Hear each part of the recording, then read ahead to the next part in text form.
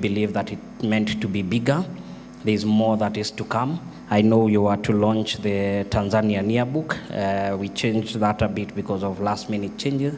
But again, this is to show the strategic partnerships, how they play a key role. And two, we are all but part of a union that once existed, died, came back to life.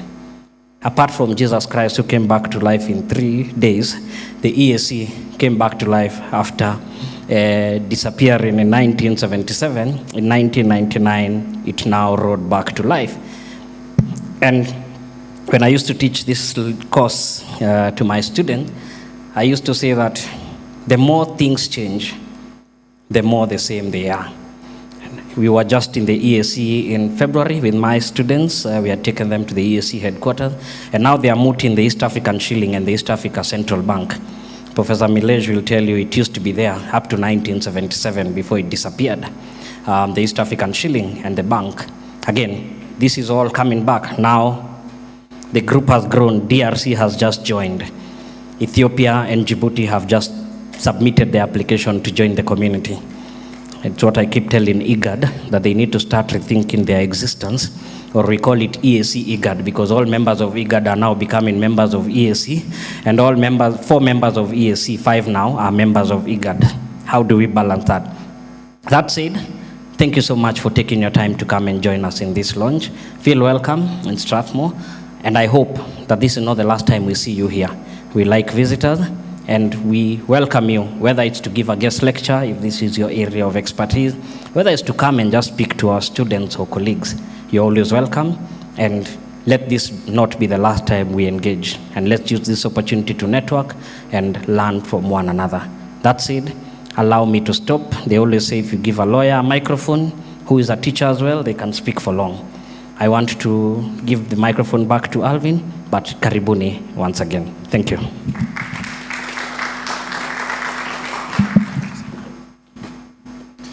Thank you so much, Mr. Alan. It's actually interesting that in the crowd I can almost pinpoint all the lecturers who taught me. Yeah, and some even transcends the nation, because I was privileged a bit of time in my undergrad to work in Tanzania, and I got to meet, praise God, so all the way from Arusha. So it's actually interesting to get to see it's a full house. Having said that, Alan also pointed that, this is a trade lab project, a trade lab thing. So it will make a lot of sense for us to just get to know a bit of what is trade lab, what does it entail, and which opportunities does it have, especially for the students. They have talked about giving guest lectures. Now for students, what is trade lab has in the offering for us. So allow me to welcome the head, the lead of trade lab, Professor Thomas Milej.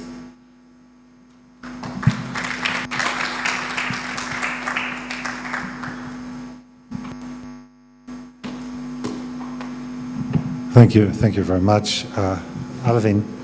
Thank you very much, Alan, Director, representing the Dean, for the warm welcome at Strathmore University.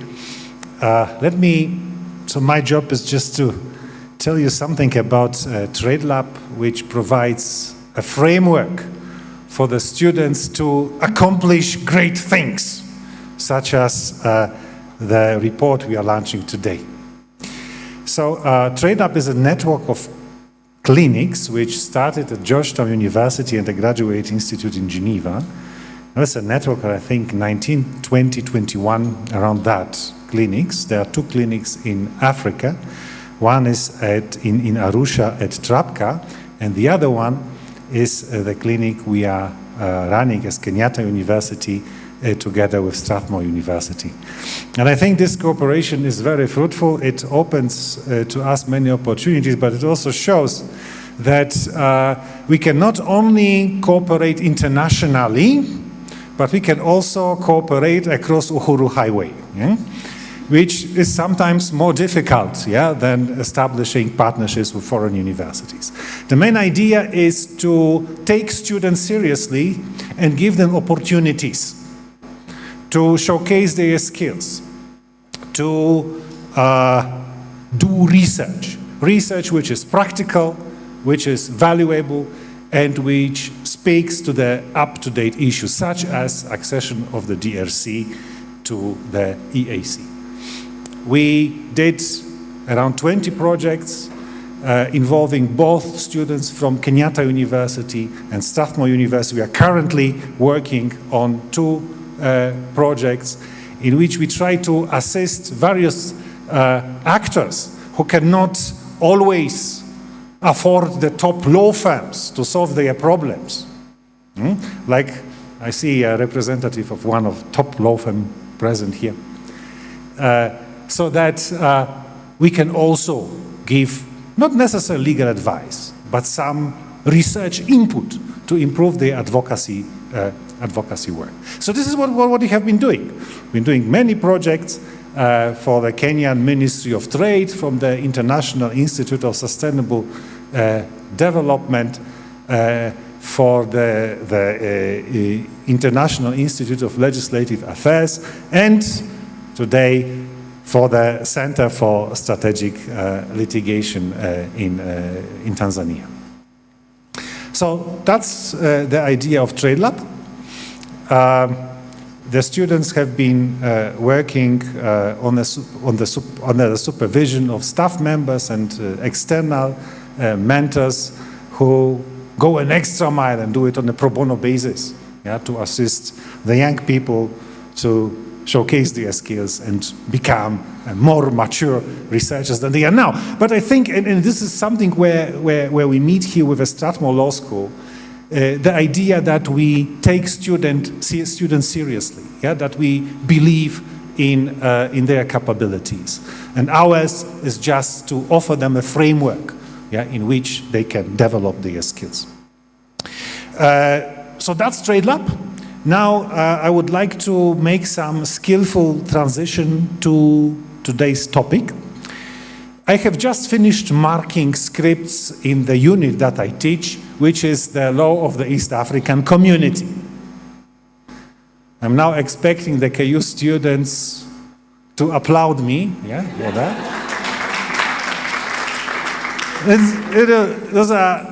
The question paper was, I don't think it was very difficult, but it was problem-based. And one problem, a common problem which all the students identify, I think this is the most frequent quote in those scripts, is the lack of political will. What is lacking here? We don't have a political will. And I'm just quite wondering, what is this political will? And because I have an impression it is something tangible, something physical. You put it here and you have it, this political will. And what I want to say, and because it is not there, then we are suffering. I think we have to change this attitude. Political will is not something physical and tangible, which is there or not. Political will is something that we all create. It's about a communication. And I think this is what we are doing here now, is creating political will. We are engaging across the region. We have guests, distinguished guests from Tanzania, from Uganda, from DRC, from Zimbabwe. We talk. We exchange our opinions, we share our experiences, and we create the political will. So let us not complain that we don't have it, but let us just continue, all of us here, the good job we are doing. Thank you so much. And give the floor to Alvin.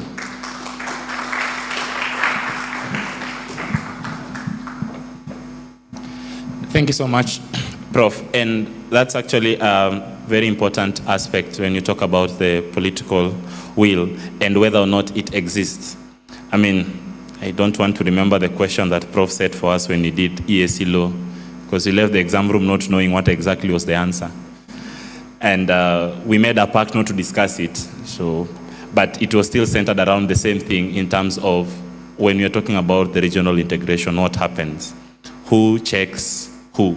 Because we say there's a system of checks, but then it gets to somewhere where it is a group of, there used to be 6, now there are more, heads of state who say, okay, tomorrow is Monday and it will be Monday. So just discussing about that and the various laws that we have. So to help us now transition into that, we are going to go into a panel discussion, which is also going to culminate in getting the different perspective and views, because we have experts amongst ourselves. Don't tell yourself you're a student, you're an expert. If anything, you're the one who's interacted with EAC law more, revising for it, that is. So that means you have a lot of input to give. So you'll have a panel discussion, and then also you just open up the floor.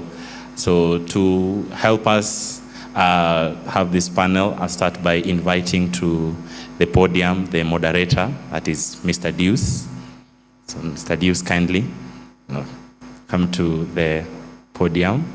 Then to help him discuss this very important issue, he's going to be accompanied by Mr. Andrew.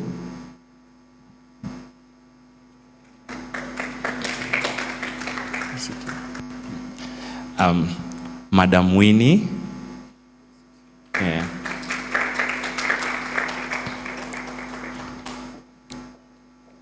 Yeah, and last but not least, I supposed to do the moving the slides, yeah? Last but not least, going to have Madam Josephine also joining them at the podium.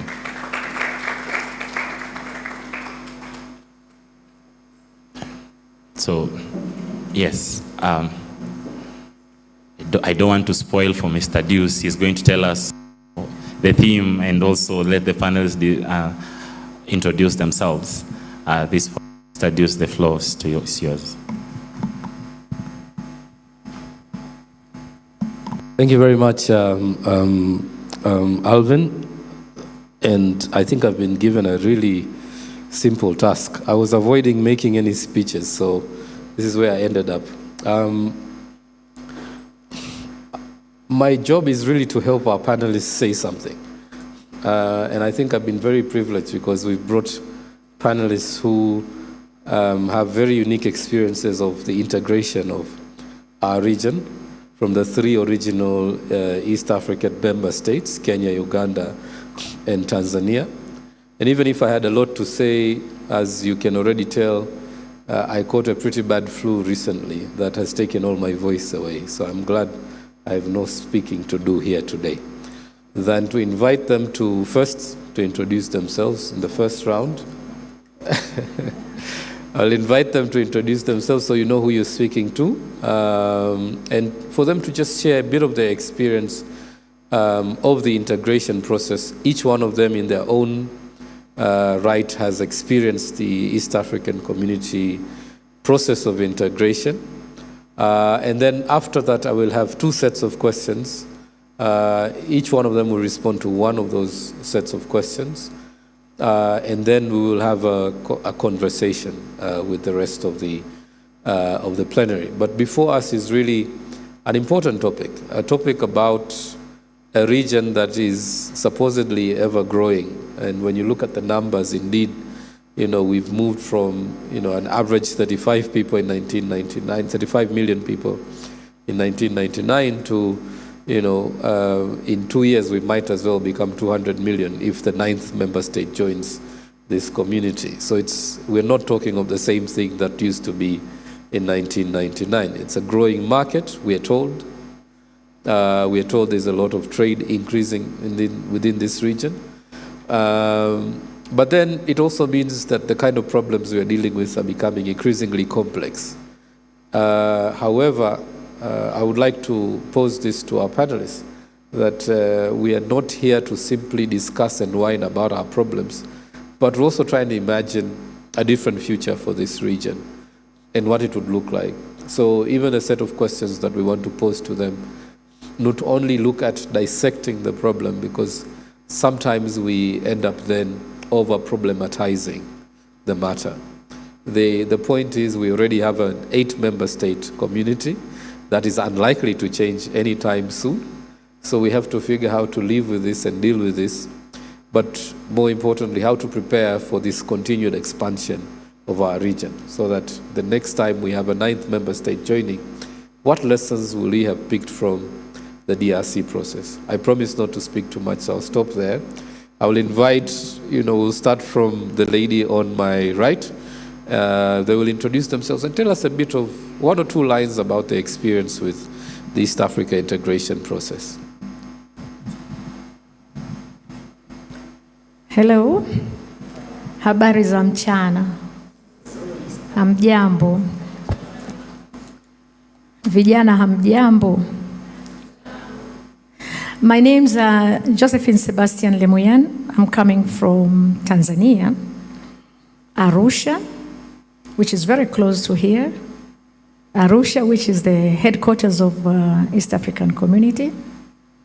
But I'm also coming from Singida.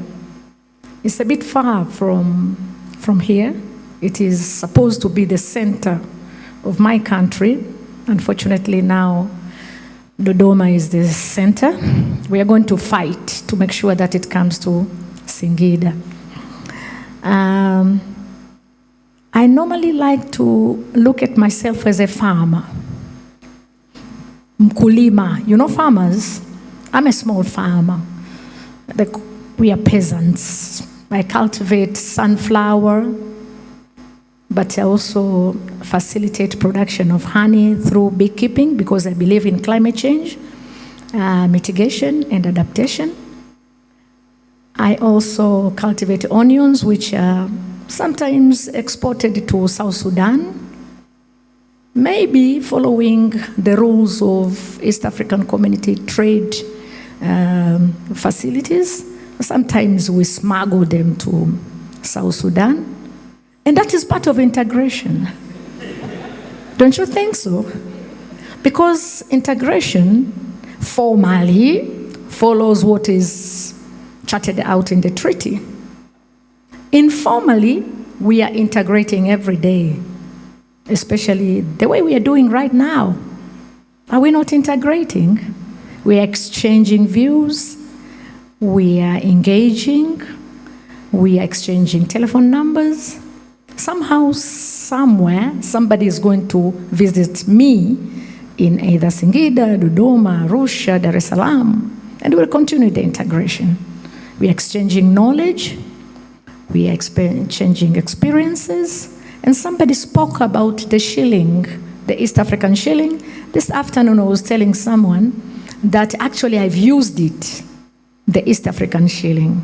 I was alive, I was vibrant, I crossed the border, I came and I used the East African shilling as part of integration. So integration is ever there, it is a process, it doesn't disappear, even if the formal integration breaks down, it is resurrected maybe, but integration continues.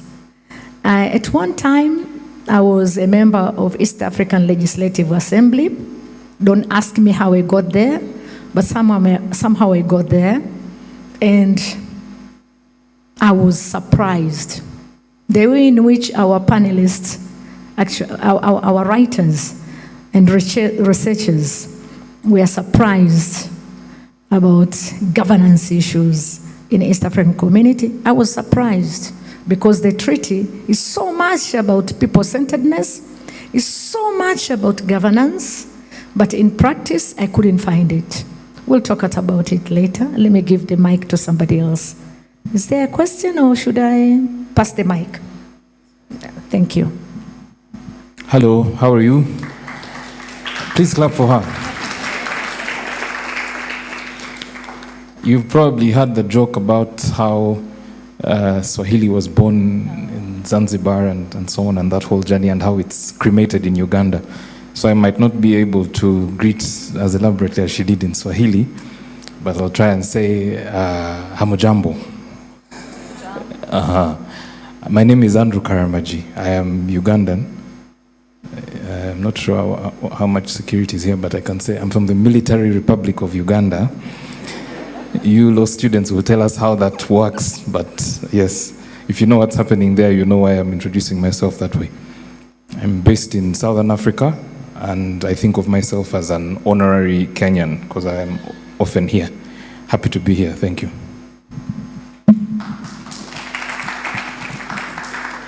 Good afternoon. Congolese in the room? Bonjour. Very good. My name is Winnie Kamau.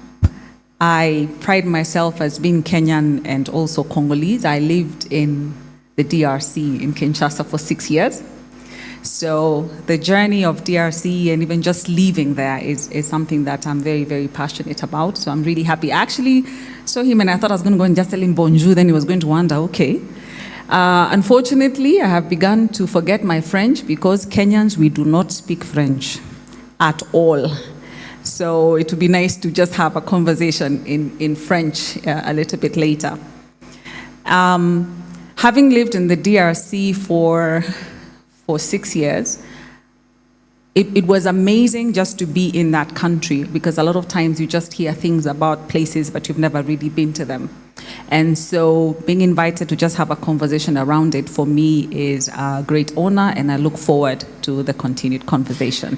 Thank you very much. Thank you very much. And so without further ado, I want to start by posing this question to Josephine, the farmer. In this case, the former member of the East Africa Legislative Assembly. When the DRC was being accepted, maybe I'll use that word for lack of a better term, into the EAC, the president of Kenya then, Uhuru Kenyatta, was the chair of the EAC. And I recall all over media, there was a lot of coverage of the visit of the verification mission. There was a photo opportunity at the border between then President Tshisekedi and President Kenyatta. They were hugging. The Rwandan president had just visited DRC. And it looked as if the rest of us citizens were catching up to this undiscovered gem called the DRC. And it is almost as if our leaders were trying to get us to regret why we had never invited the DRC into the community all along. Whilst they spoke Kiswahili, they looked like us. They depend on the Dar es Salaam port. They are a massive trade opportunity. I remember that being perhaps the most cherished criteria about DRC. It's a massive trade opportunity. For the first time, this will be a community that cuts across from the Indian Ocean all the way to the Atlantic Ocean. I think most of you remember that sort of verbiage on media. And we were told that the peace and long-term stability of this region depends on us bringing our brothers and sisters into the EAC fold. I would like your take, because you were in the Legislative Assembly then. What was the conversation there? And to what extent do you really think the inclusion of the DRC can play a role in the long-term peace, cohesion, and stability of this region? Thank you very much, Buena Deus. The process of admitting DRC into East African Community was proclaimed, was announced. It was announced. We know that as members of parliament, we have access to the website of East African Community, the archives, the different databases. Yes, we saw the announcement. We knew there's going to be a mission going to DRC for benchmarking exercise. Actually, I was walking around the corridors every day trying to see whether somebody's going to spot me and send me to DRC to be part of that mission. Because one of the criteria was on governance, and I pretended that I knew a lot about governance, but I was not picked. Actually, I think if there was a member of parliament who went, maybe it was only one. So, because the role of EALA is not about discussing, voting, deliberating on admission, accession of a new or a foreign state into East African Community, We were almost as blind as the rest of the citizens of East Africa. We didn't know. We knew from the website, but we thought we would be closer to the engagement, but we weren't. Maybe a few, maybe my colleagues were, but we didn't discuss it in the parliament. The report came back. I don't remember to have seen it until much later. It was not tabled for discussion. We did not vote for it. Maybe if my friends could come up and give us a verification that it was discussed, that's something different. But personally, I was as far as anybody else. So it was a distant exercise. It is an executive exercise involving principally the country, the foreign country. By then it was the foreign country that was aspiring to become a member of East African Community, writing to the Secretary General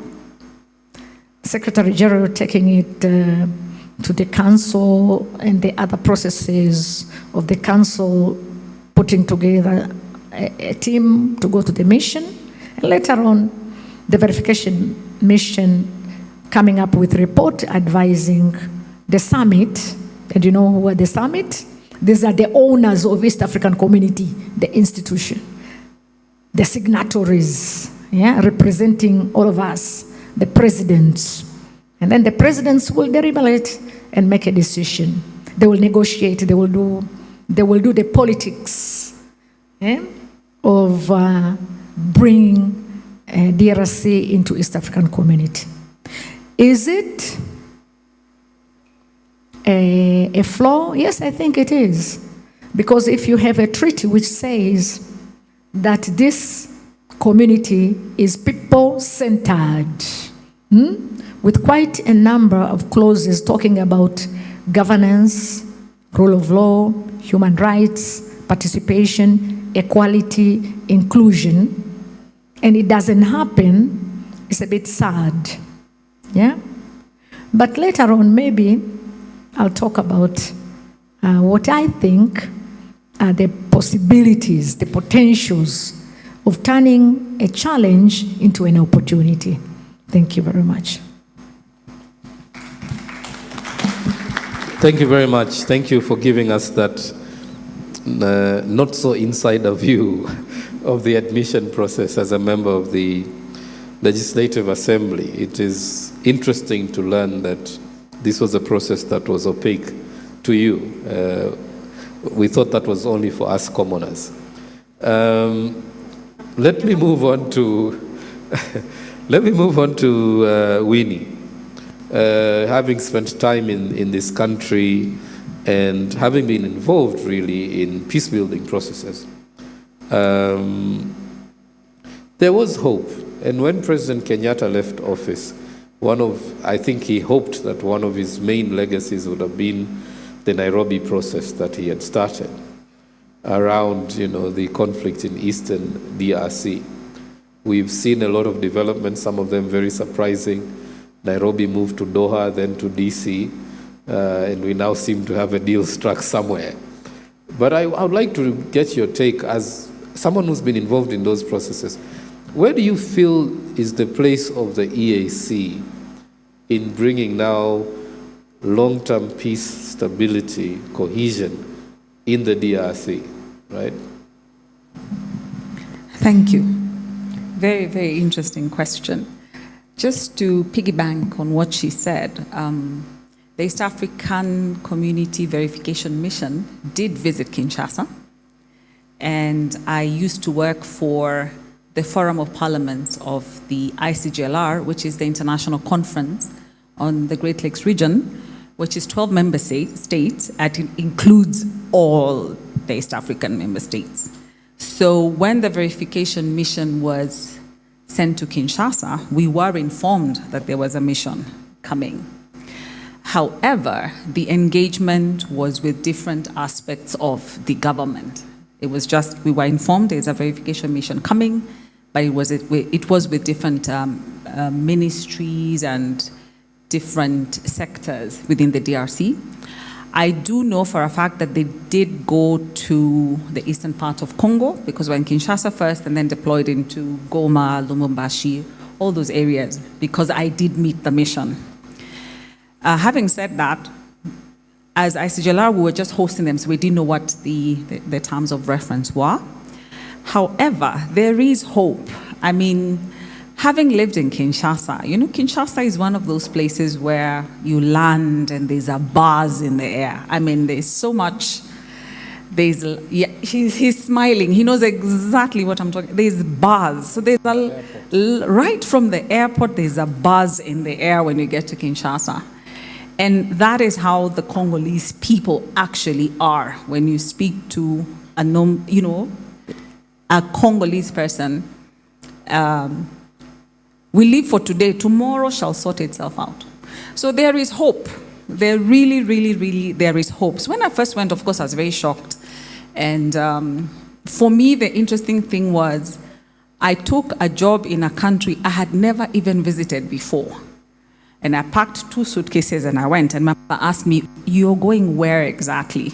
And I said, "I'm going to Zaire." Now our parents know Zaire. They don't know DRC. And my father just said, Mobutu Sese Seko's place. So it's very interesting that even in Africa, as we're growing up, our parents knew who were these people, who were the presidents of all these other places, even if we had never, been there. So I landed, and there was that buzz,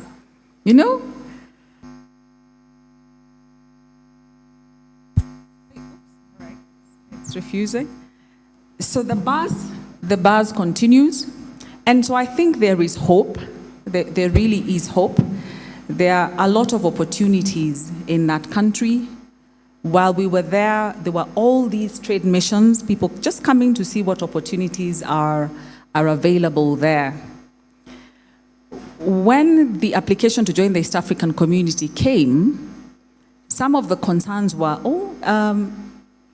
DRC touches the Atlantic, so is it East Africa or is it Central West Africa? There were all those conversations happening.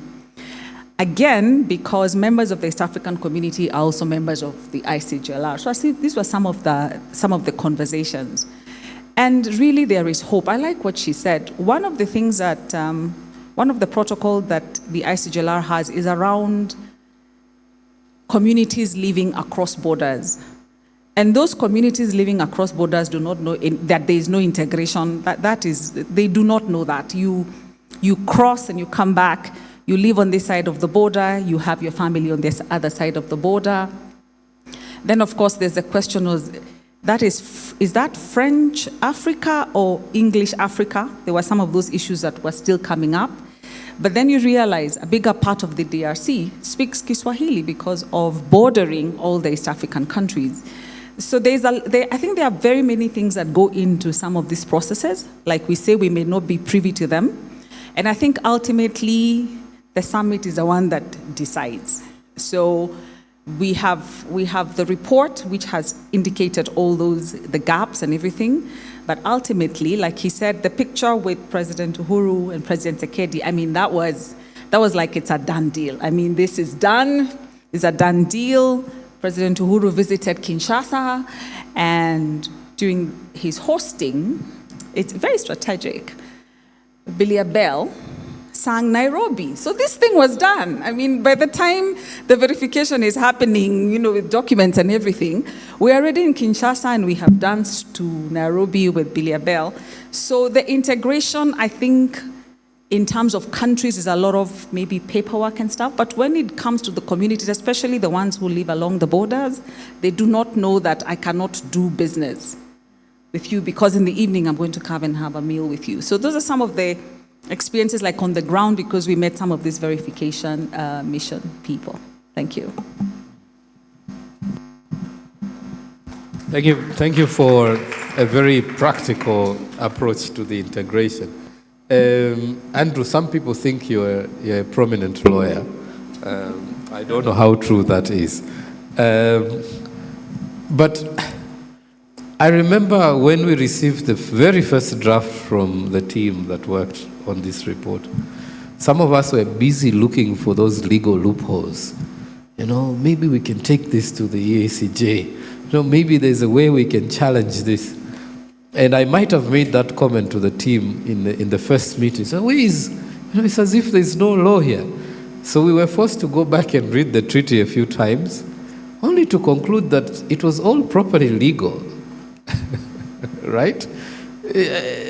Despite everything Winnie is saying, like it was a done deal. Yes, it was a done deal. Yes, people had built, people had done a lot of backdoor negotiations. Yes, the mission started when already the feeling in the air, it was difficult to reverse that. At the end of the day, it was still very legal. So do you think our presidents read the Constitution so well that it got to a point they made sure everything is legal? But about the question of sometimes the gap between, it's one thing to be legal, it's another to be legitimate, right? It could have been, yes, properly legal. But do you find it okay that a member of the legislature is now telling us, I wasn't even aware what was going on? The average citizen only saw Billy Abel singing about Nairobi. So it's like a charade of sorts. From your legalistic vantage point, what is the lesson there, and how can that be addressed in the long term? Thank you. So, first of all, I doubt that it's the heads of state who write these documents. I think they merely get on two planes and come to sign the document. If you asked one of them, what does page 4 say about this particular issue, you might be surprised. So let me lead off from the practical examples that my colleagues here have given. I once held a job that had me based out of Arusha. And those of you, if you don't already know, please know that if we set off here and you go to JKIA to take a flight to Arusha, and I start my car driving to Arusha, I'll get to Arusha before you. And you who has taken a flight will get there exhausted, angry. You have to wait for your baggage, have to go through, immigration. By the time you get to wherever it is you're going to stay, you are exhausted. So it's easier to drive, it's faster than to fly to a distance of, it's just across here, 4 hours by road. And then the flight is shorter, but in terms of how long it will actually get you to get to where you're going, it takes a longer while. I think that's an indictment. It's a practical indictment on this integration question. And of course, what has just come to my mind is also, as we're exchanging numbers with Tanzanians, why should I have to save a plus 255 and then get a plus 254 from a Kenyan, and then 256 from a Ugandan, 250 from a Rwandan, and then 251 from Burundian? I don't know what the Congolese country code is, 243. Can you imagine? How is that possible if we're to build a market? But that's a practical example. Now, to the question that was posed. I had the benefit of reading the report that is being launched here. First of all, let's clap for the co-authors, please. I think they did a fantastic job, and their supervisors as well. If I had an opportunity to give it a title, it would have been something cynical like Misery Loves Company. That would have been my title. I am at a university, and these are centers of freedom of expression, so I will speak things I might not say elsewhere. Why Misery Loves Company? The question that might be in what some people might call broken English is, what are we integrating? The question of legality versus legitimacy. On one of my trips, and I used to really enjoy the drive from Arusha to Nairobi, sometimes all the way to Kampala because of the scenery and so on, is every time I crossed that border, you have to get the stamps, exit, entry, twice along that journey.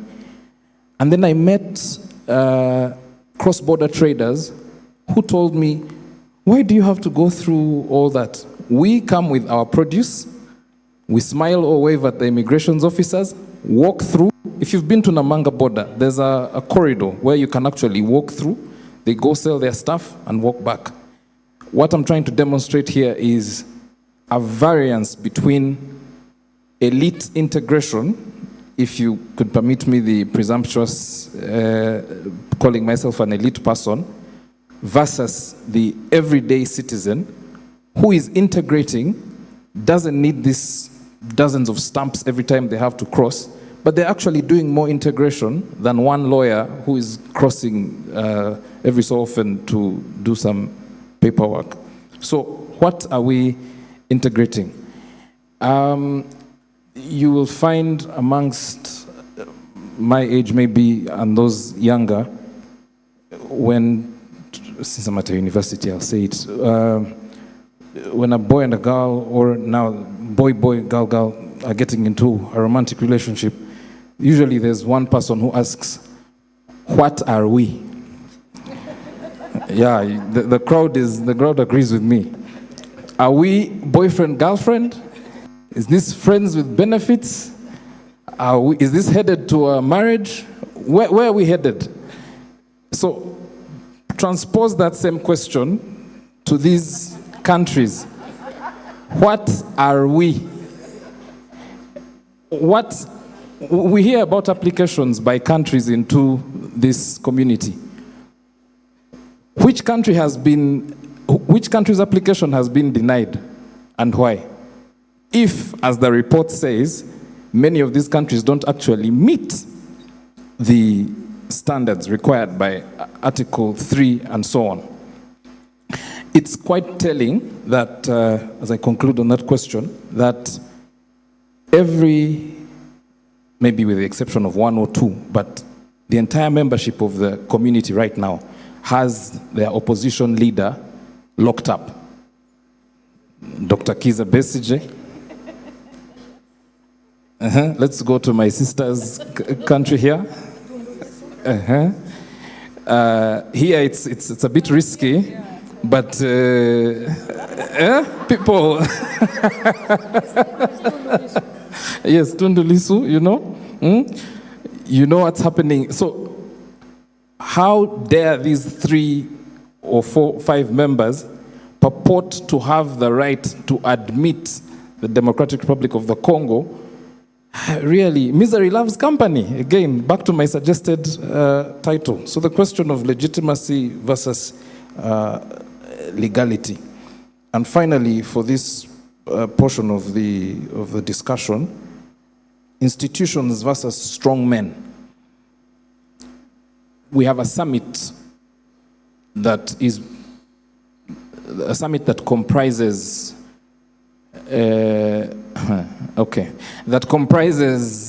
interesting heads of state. One has been there since most, if not all of us in this room, since before they were born. I wasn't alive when General Museveni captured power. He is still the head. I am now a young adult paying taxes to the same government he leads, discussing East African integration. In the neighboring Kenya, we've had about 4 transitions since. In the DRC, it's a question, it's open to debate. Rwanda and so on. And these people have now taken on such a larger-than-life position that Uganda is Museveni and Museveni is Uganda. So even when you talk about the Council of Ministers, the summit, it's really a personalized institution that locks out legislators. And I don't know how Kenyans become members of parliament in the IALA, but in Uganda you have to go and get the clearance of the general, the dear leader. So what kind of, when you integrate all these constituent persons, what kind of summit or council are you going to have at the end of the day? I'll pause here for now. Thank you.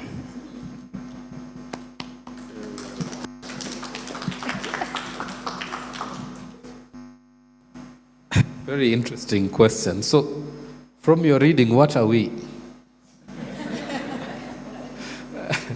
I hope that these questions actually come up at the summit, because we have 3 member states who, I think in the last 3 years or so, have never paid their dues, but they're still considered members. It doesn't matter whether they follow the law or not. It's a murky question, but I think one that we must ask ourselves, because you raise an important observation with regards to the role of the summit and the fact that it is very much a gentleman's agreement between certain heads of state who have a liking for each other, because we all know what happens when there's a fallout. We saw it during COVID, we saw it right before COVID between the 2 neighbors. In fact, of the 8 member states, I think Tanzania is probably the only one who's been saved from a crisis or a conflict with the other member states. Everybody else has fought the other one way or the other. Maybe South Sudan might be an exception, joining Tanzania. But there is a lot of potential chaos, if not chaos already. And all of that has a bearing on that question of what are we? Because if some of these challenges are not addressed, the hope, the potential, as you all know, I don't know how many of us know as well as Professor Mile, the whole process of integration and how it is meant to unfold. From where we started with the customs union, we're now kind of hovering around the common market. We are yet to get there completely, because especially in terms of labor, there's been a lot of restrictions. But there is one of those presidents that Andrew has referred to who had hoped by now we would have become a federation and they would have been president and maybe even left office, if there's anything like that in his calculations. And we're not getting there, partly because of some of these concerns that Andrew has raised. And in a situation where we seem to be owned by the summit, legally at least, I wonder what are some of the potential pathways, out of this supposed deadlock?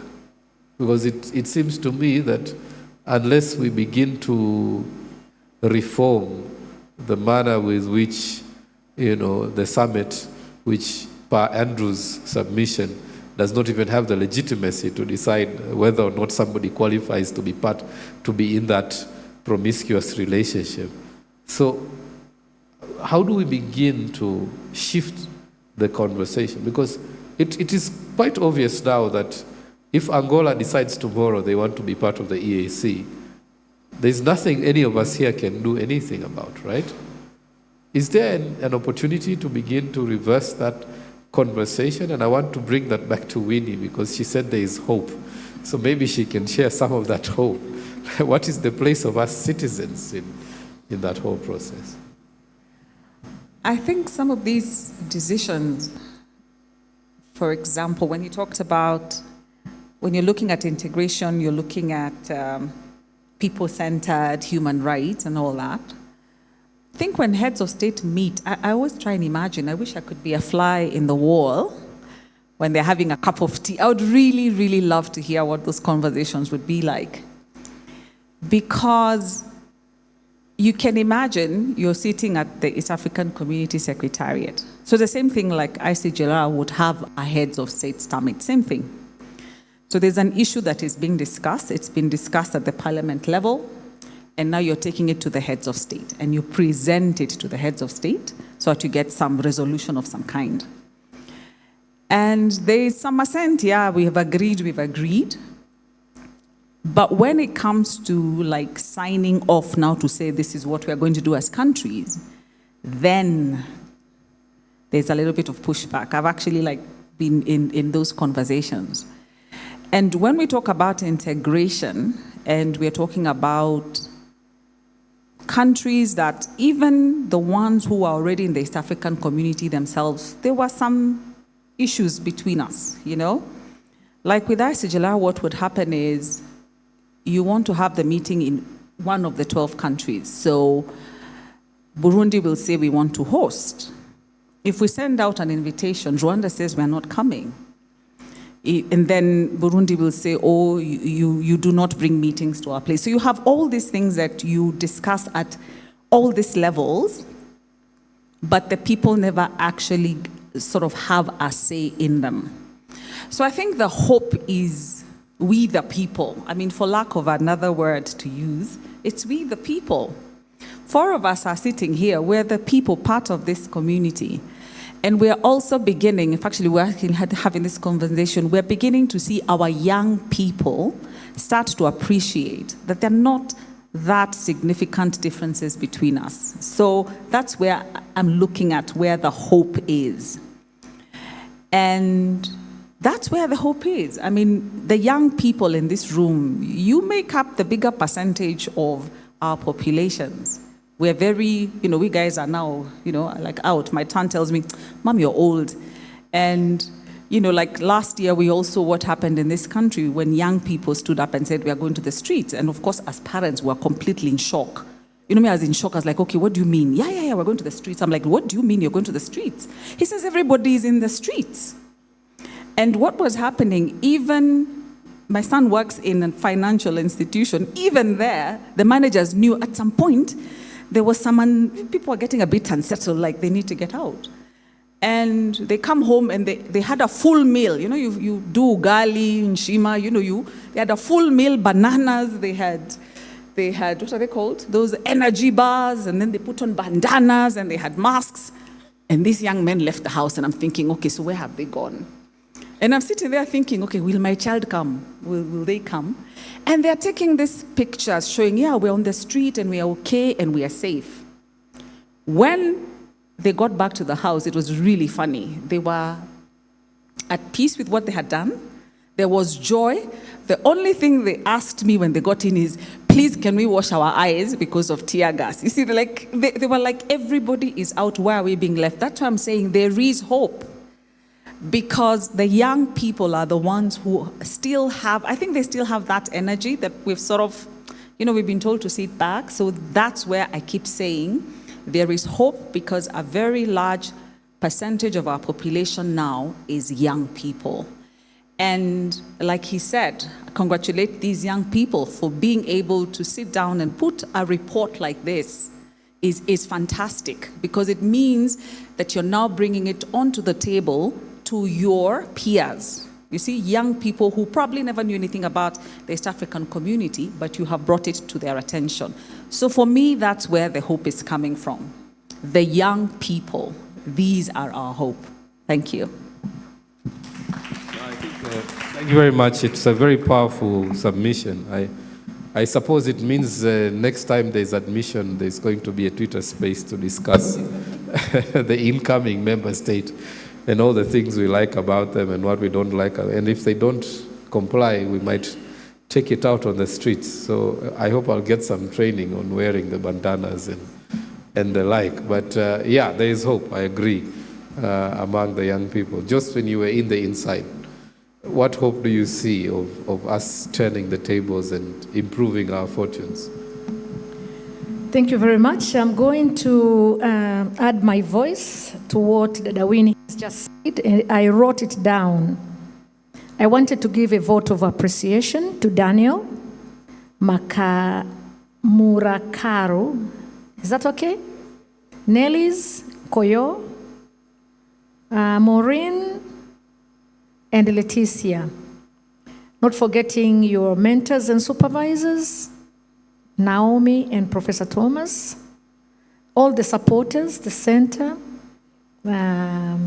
legal practitioners, the universities, and everybody. In Tanzania, we have a saying, vijana ni taifa la leo, not la kesho. Your country, East African community, is your country. It is big. It includes DRC and the rest. It is extremely rich. And that richness is yours.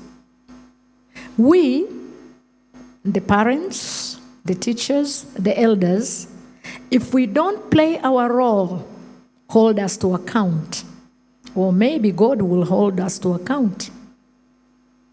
Because if we plunder, if we misuse the resources which are yours, it's actually a sin.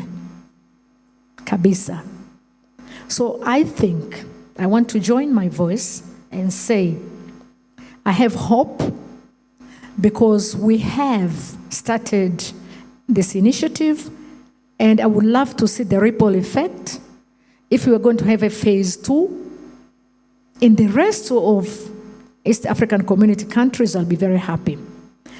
I want to share with you that when I was in East African community, I was I was like a Gen Z, unajua. I'm always in jeans, sometimes those crazy jeans. And I was mentoring, I was supporting and working with the youth parliamentarians. They're becoming a little bit of elitists, I know. But I was also working with youth from the Great Lakes, and we were giving each other stories. I used to give them my story, and they give me their perspectives. They have the new inputs, but I was giving them the history. When I read your paper, I had to go back to my HE, that is History 101. And I learned about Congo Empire. Too big, it was big. How come we used to have Congo Empire? And then we had the Luba, and then we had the Lunda. And if you read about them, one was a decentralized governance. The two other ones were centralized. They used to trade with North Africa, with West Africa, with North Africa. Congo, DRC, went through 1,200 years of slavery through the East slavery route, the Arabs and the Indian Ocean slavery. But they also were victims of the Atlantic slave trade. But they transported their culture, they transported their genes, they transported a lot of knowledge and information. I think we should capitalize on the history, the rich history of East Africa, and then try to look at integration from a historical perspective and address the gaps that were not included in the treaty. We are in the process of writing a new treaty, a new constitution for confederation and confederation. You are the ones who are supposed actually to review and take stock whether a correct history is being written about integration. I think more than that, the resources, which we look at them as a curse, should be turned into opportunities. I look at Congo with the vast rainforest, which actually today is contributing to carbon sequestration, addressing the climate change. Second to Panama, to Amazon. We can make use of that in terms of trade and other things. What about the potential for hydroelectric power? Why are people fighting in DRC for resources? How are we going to change the opportunity of resources there to be actually something that we can use for integration? Could experts from Kenya work in, Ingadem? Can Tanzanian TANESCO and all the electrical engineering people and people from, DRC themselves, from Uganda, go and work there to actually produce the 144,000 megawatts of electricity, which we can export across Africa and beyond, and turn that into opportunity? I think we have opportunities from natural resources perspective, from the wealth that we have, from the sizes of our country, and from the manpower, the people who are there. These are opportunities. But we have the institutions. What East African community has done so far, they've written beautiful treaty. They have a lot on paper, which is quite impressive. When it comes to putting into practice, we fail. If we address the failures of competing institutions, of competition between what we call legitimacy and legality, when we start addressing and separating institutional lack of governance across the institutions, I think we have hope and we can realize the integration. We should not fear of the wars. We have in place mechanisms that can be used to address the wars, that the insurgencies that are happening across our countries, if we want to bring up the political will. And the political will, I think, starts from you. And I think I can see it in your eyes that you are able to do it. Thank you. Thank you very much, Josephine. Just straight to Andrew, any additional thoughts there? Yes. So my hope lies in the lessons we can draw from elsewhere. Imagine we've all heard about a gentleman called Yahya Jammeh in a country called the Gambia. He lost an election, conceded, went to bed, woke up, I think the next day, and said, I got a dream that I didn't lose. I won the election. So the man caused a constitutional crisis. There's a body called Economic Community of West African States, ECOWAS, which came in to say, no, you lost the election, you conceded, we're giving you 48 hours to set the transition in motion. Yahya Jammeh had no option but to respect the democratic outcome, and you can read about what happened, but I am bringing this up to show you an example of how a regional organization, rather than being a club, a retirement home for people who should be looking after their grandchildren, how that can be an effective tool to, make integration meaningful. That's one. Two, we admire the so-called Asian tigers, and there's a quiet but effective association, the Association of Southeast Asian Nations. All these companies we admire and whose products we buy, many of us holding them here, Samsung, Daewoo, Mitsubishi, LG, all these are outcomes. This is Trade Lab, so I'll make an economic or international trade law point. All these have been able to cooperate at that level, regional level, build major industrial hubs across their membership, and create some of the strongest brands at the international level. The question to us, and I ask this with respect, I don't mean it in any condescending fashion. What are the value chains between the East African community? What are we trading?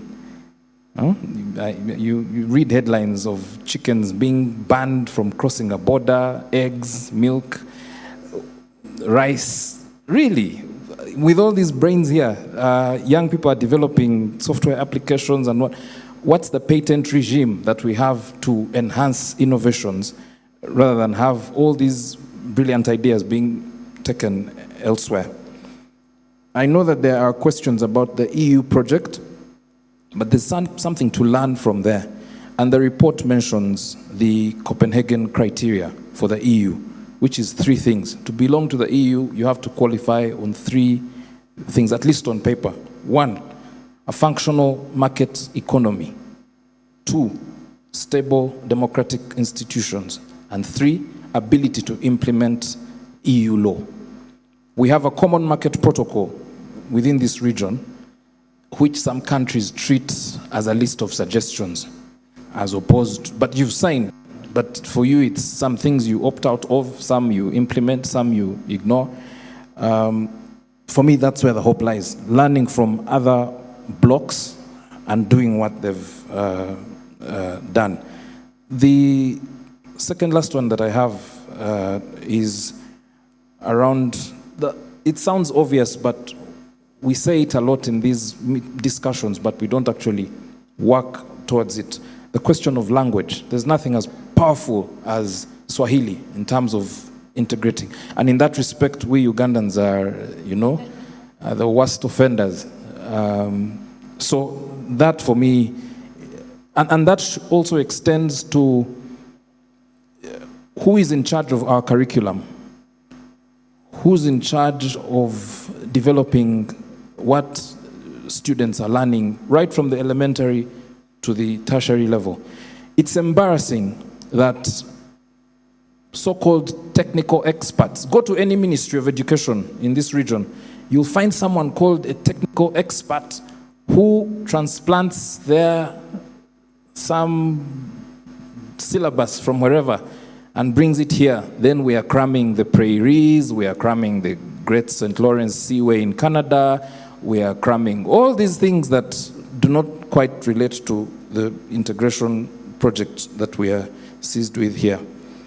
My last and a bit of provocative one, a bit of a provocation, is on my hope lies in the final lesson. All these are lessons where I draw my hope from. What I think we can call them forefathers, Baba wa Taifa, Nyerere, and that group that was the leader, that led the EAC 1. These leaders had a vision, some grand defining idea around this. Sadly, and maybe you can tell us about it, if you drive to the EAC headquarters today in Arusha, you find about 7 buses with an imprint donated from China. When you ask about who has helped with writing the strategy of the EAC, you find that the EAC, 300 million of us applied for, we wrote a proposal to the EU to fund our strategy development. You want a strategy, but you need money from people thousands of miles away to fund the development of your strategy. Can you imagine Baba wa Taifa Nyerere writing a proposal to the EU that, please, we want to see how to integrate, you fund us for this work? Really, some of these things we can do by ourselves. Connected to that is the question of how we treat our security. I think our host country today is one of the major indictees, followed by Uganda, in terms of who we allow to be in charge of our regional security and defense. American bases, the Pentagon, is setting up facilities all over the region. We have something written on paper called the East African Standby Force. I've never seen it in action. I have seen ECOMOG in West Africa working. I have never heard about what the East African Standby Force does when a dictator is mowing down people who are exercising their rights to peaceful protest. How can you integrate when your security as a region is in the hands of the Pentagon, somewhere in Virginia or in Washington? Several. If we're not in charge of our basic security, how can we come together? Those are things that I think we should look at and draw hope from if we're to build a viable regional community. Thank you. Thank you very much, Andrew. There's been a lot of talk already from up here, so I want to transition, since this is a people-centered process, so that the audience also can contribute to the conversation with questions, comments, observations. I believe, we'll publish the report eventually, but I believe some of you have something to say. Some of you here, I'm told, are from Congo, so probably you have your own experience of that process. Some of you desire to become more East African. There is hope, as Winnie said, especially for young people. If you're still looking to build a family, maybe this is also an opportunity for you to consider the different criteria from the member states so that you're helping us get there. We can't just wait for our presidents to integrate. Especially for my younger brothers and sisters here, there's a massive opportunity. I mean, let them look at the market in terms of who is going to buy Brookside. But why should you look for Brookside when you have real human needs that can be served throughout this region? And here you are just looking at your buddy with whom you grew up with in Buruburu, and you have a whole market. So I encourage you, and maybe there's a role also for the media here, to organize all these festivals. And because you see, this is one thing we see very clearly with the early generation of East Africans. And I always thoroughly enjoy their company. When I'm here, when I meet Professor Kibwana, Willy Mutunga, all of these folks who were at the University of Dar es Salaam, and they would tell you how the East Africanness is really a result of their spending time in Dar es Salaam. If you look at the first 6 presidents in this region, in the 3 countries, they all came out of Makerere. And you know the joke when I am at Makerere, every time they tell us, look at what happened here.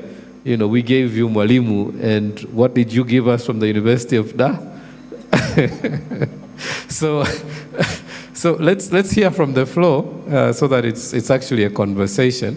And we'll then wrap up with a final question to the panelists, their parting message, and after that I believe the protocol will be to actually launch the digital copy of the report. Are there any questions? There's no particular order for that. Questions, comments, observations? There's a hand in the back, if you can help us with that. I don't know where Alvin is, but we need help to distribute the mic here for our colleagues in the audience. Yeah, my name is James Kinywa from Transparency International Kenya. My question is in line with what Wakili has just mentioned. So with admission of DRC into the EAC, how can the region get to promote peace and deeper integration in light of the clandestine economy that exists in DRC? And you know, we all know that it fuels conflict, and actually it has led to diplomatic tiff in the last few days. And in line to that, there is what the honorable member started by saying, smuggling. And I will link that question in asking how can the EAC then strengthen the effort to curb the illicit financial flows, given that half of the members of the EAC are actually grey listed?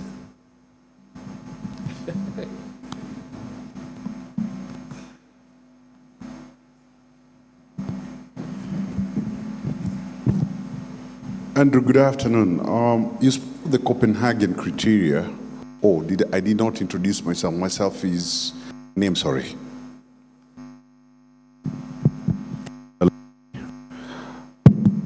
My name is Ogada. I chair the East Africa Law Society Rule of Law Committee. You spoke of the Copenhagen criteria, and perhaps for those who may not be aware, the Copenhagen criteria is a checklist for admission into the East Africa, into the European Union. That is what we are lacking. That is why, for example, with the accession of DRC to the East African community, we've been having problems from day one with Rwanda. We are now planning to bring in Ethiopia, Djibouti.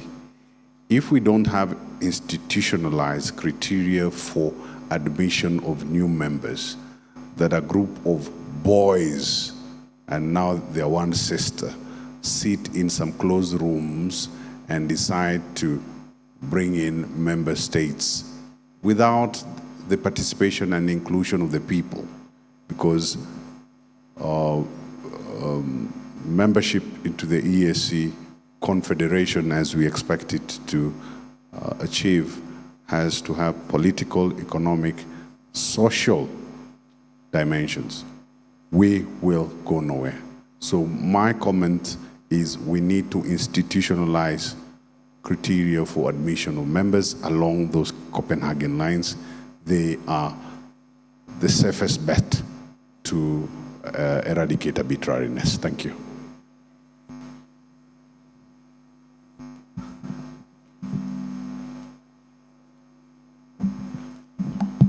Yeah, so my name is Rugenge Wanchiko, and my question is mostly on, it tends to be like Professor Ogada, how can the East African community become a community of value as well? Because I do assume political will can be translated into value, and what are some of the mechanisms that can be placed to ensure that people follow this specific value?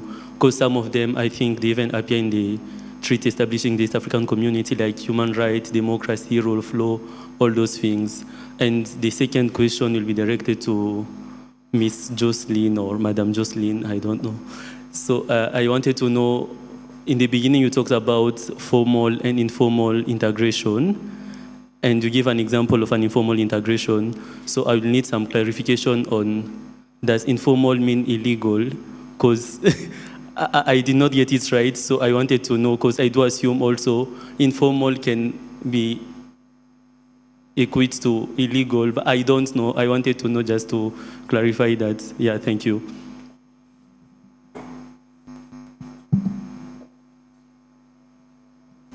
We have quite a few hands, so that's already, let's limit it to 5 first. So we'll get the last hand now, get some responses so that our panelists don't forget what you're asking. Then we have seen your hand, Madam, in the back. We'll start with you for a second round, please. My name is Cornelius Lupao. I teach at the Kenya School of Law. I teach research and projects. And my question is not to any specific panelist, but generally to all of you, whoever will respond. You being like, I would say, latter-day crusaders of the spirit of integration, what do you think needs to be embedded in the curriculum for teaching at the very basic levels? And I want to put this in context. When I was in primary school, we used to be taught what we will call GHC, Geography, History, and Civics. And we could be taught in such a way that I could see Ngorongoro Game Reserve, despite the fact that I had never left my village. I could see Masinga Dam, is it in wherever it is, some place in Tanzania, in Uganda, around East Africa. So that appreciation enabled me to feel that I could walk across the border and I'm still appreciated. I'm saying this in the context that I know as individual countries, there are certain suspicions we have about each other. A Tanzanian will necessarily see and feel, unfortunately, as we are told, a Kenyan as someone who is likely to take advantage of him or her. A Kenyan is likely to see a Tanzanian as someone who will drag his or her feet in executing a particular role. Those stereotypes are there. I am sure a proper curriculum embedded from the very basic is likely to fast track the next generation of what you are putting the hopes on. So my question is, what is the place of that in terms of the plans you are putting in place towards faster integration? Thank you very much. It's a loaded question, and I hope that the EAC Secretariat that is hopefully listening in will schedule for you to be included in the agenda of the next summit so that this question is posed to the responsible parties. But I will leave it to any of the panelists to go first, in no particular order, to respond. There have been questions, observations, comments. So perhaps you can stick to the questions and respond to those. There's a big one that has been asked at the very end. And then we have another round of questions. Okay, thank you very much for your reflections. And I'm going to try to respond to what I can respond to.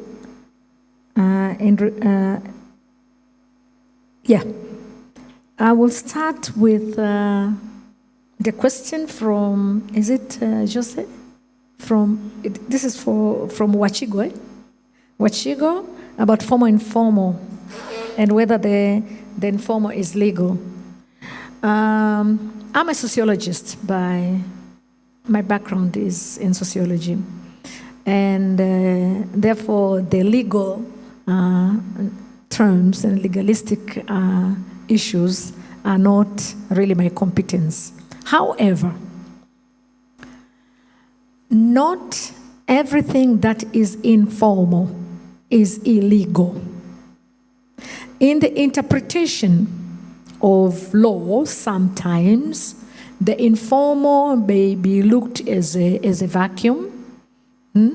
It is not very well specified. It is not in the formal legal perspective, therefore may be unrecognizable.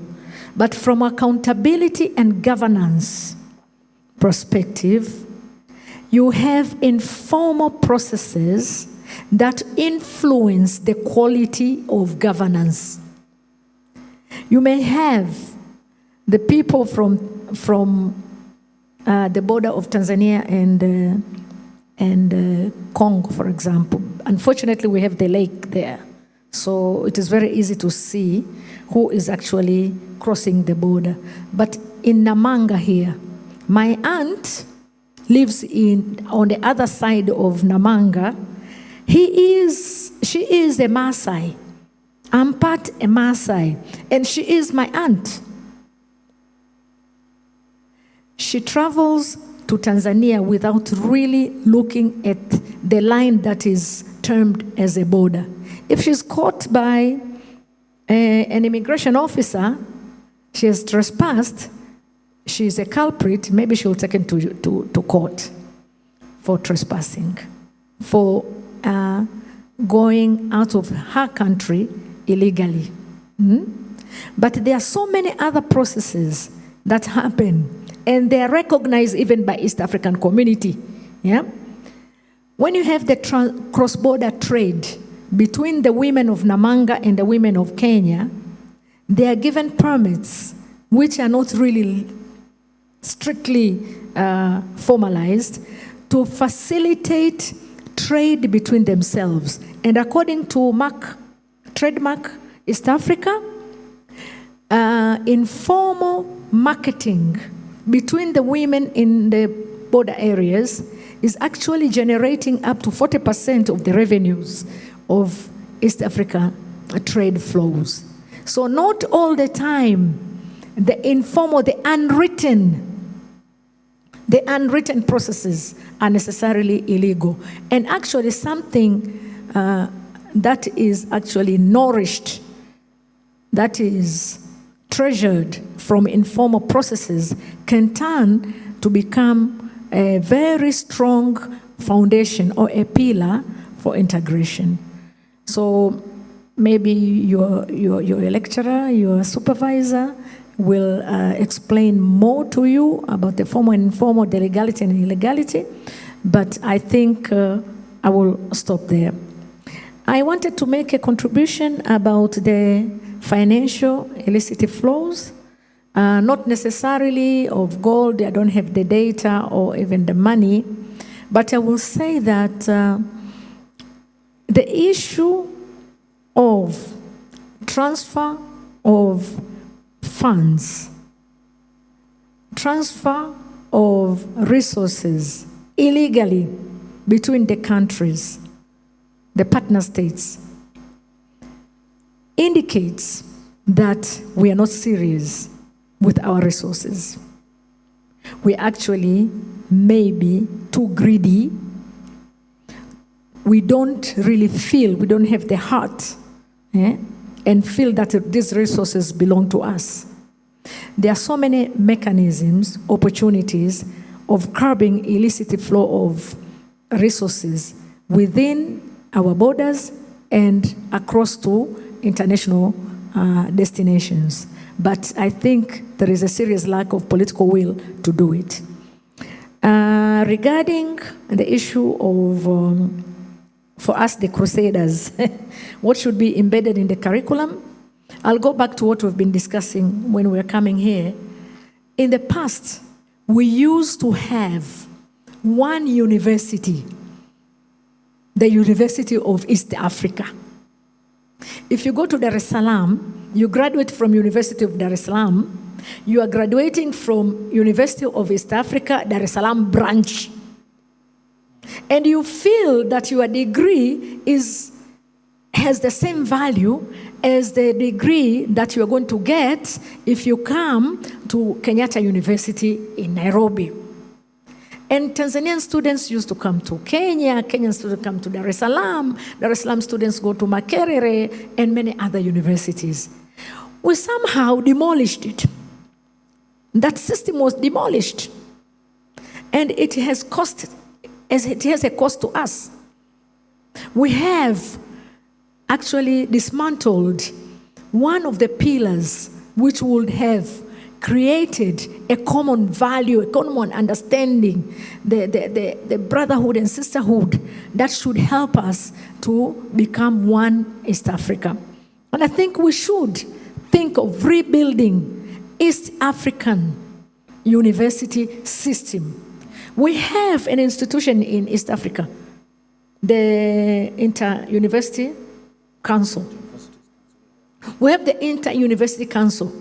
How are we using that institution to ensure that really we are working hard, that the curriculum that we are parroting about is actually put into practice, so that students, young people of East Africa, feel that they belong to their respective countries. The history of East Africa, the ancient history of East Africa, the colonial history of East Africa, the post-colonial history of East Africa, and the current democratic and undemocratic history of East Africa is so distorted because we have not regulated. We are not serious about the contents. We wait for others to come and chip into the curriculum and our education system to the extent that we remain with confusion. And what I feel seriously is that divide and conquer is coming in with a new face. So I think we should try not only to harmonize, but to go back on the drawing table, start rebuilding the education system, knowledge development system, whether formal, informal, indigenous, or maybe modern knowledge that our people our young people can acquire, can contribute to, can use to make their lives better for East Africa, which belongs to them. Let's clap for her, please. Very quickly, there's a word that has been brought up, and I underlined it when I was doing the reading of the report. I think it's okay for me to use the slang. I have beef on that word. That word is good governance. Good governance means everything and nothing. If you think about it, the root word for governance is to govern. Now, when you are governing, it's clear what you're doing. You're working through institutions, you're following the law, you are operating as you should. Why do you feel the need to add the word good to something that is already inherently good? My senior colleagues here, the professors, should help us understand this idea. Someone should write a paper on it, maybe. My view is that maybe it could be our trauma of being living in dictatorships that we feel the need to say good governance, but I think I suspect it's a redundancy. But there's a greater point to which I am driving, which is the NGOization. Hey, I've created many words today. Military republic, now okay. The NGOization of integration, of governance, and of development. These are words that you usually find in those NGO, and we are culpable of this. Have we heard about something called, please write, students, I encourage us to read about this, something called neoliberalism. Okay, so neoliberalism is the idea that governments should do three things, or states should do three things, that is their role. 1, privatize, liberalize, and deregulate. Many of our states in this region did those three things, and today states have become brokers.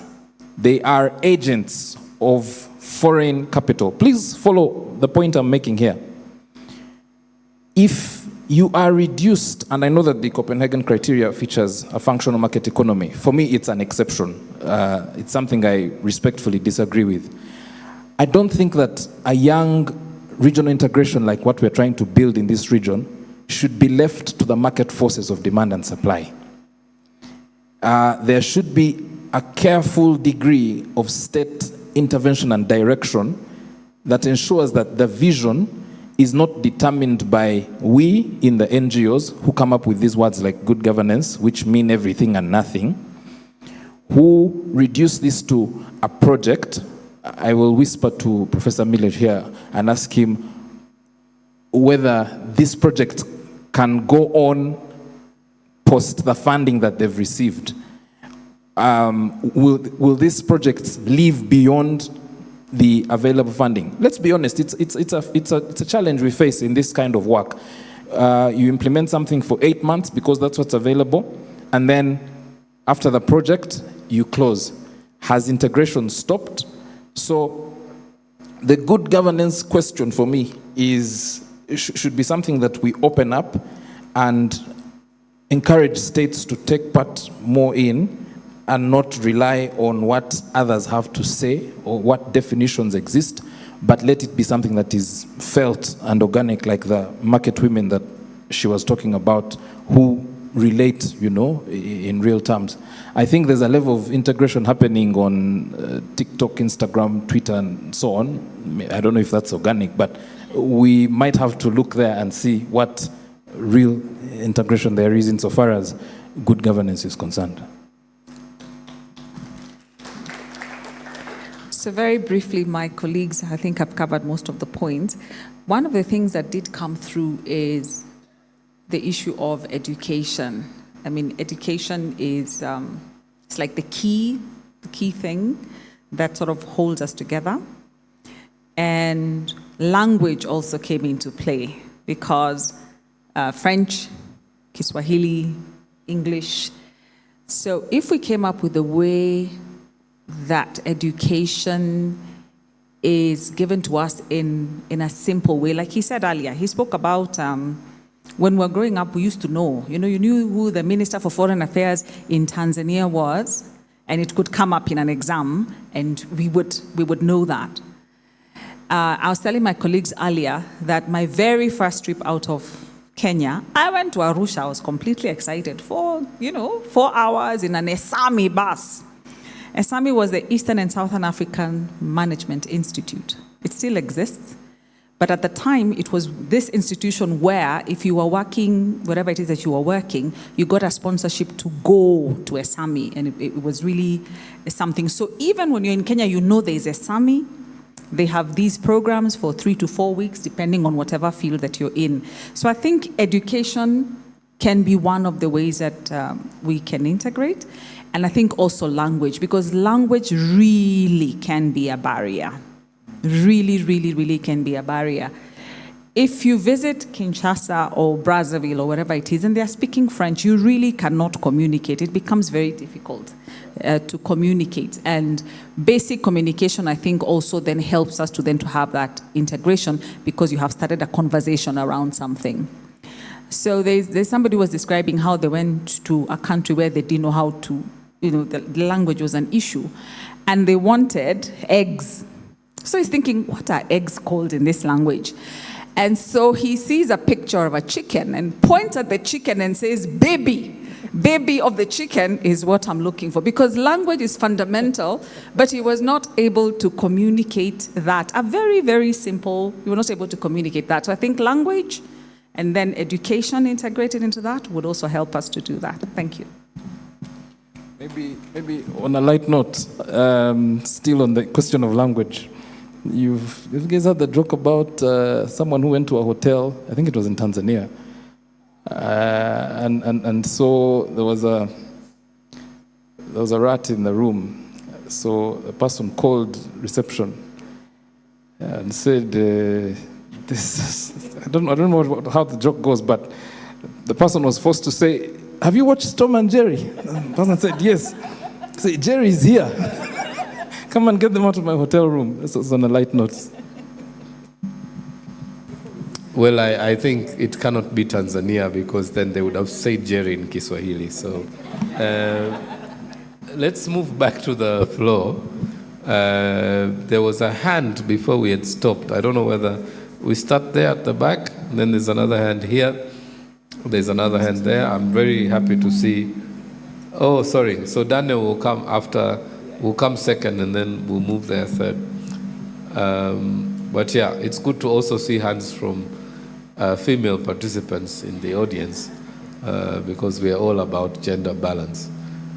There's a hand right there at the back before you. We'll come back to you. Yeah, but let's start with, because that hand was raised before the conclusion of the first round. Thank you. Good evening, everyone. My name is Kenaya Komba. I'm a student at Kabarak University. I have some few concerns, but let me see how I can make them together. First, Wakili mentioned something about Africa continued relying on external funding, particularly from the EU to address, for example, peace, security challenges, and yeah. Yet, Africa has also tried to break this dependency through the initiative, like the African Union is 0.2% import levy, championed by the President Paul Kagame in 2016, I think. And the 0.2% import levy was intended to help the AU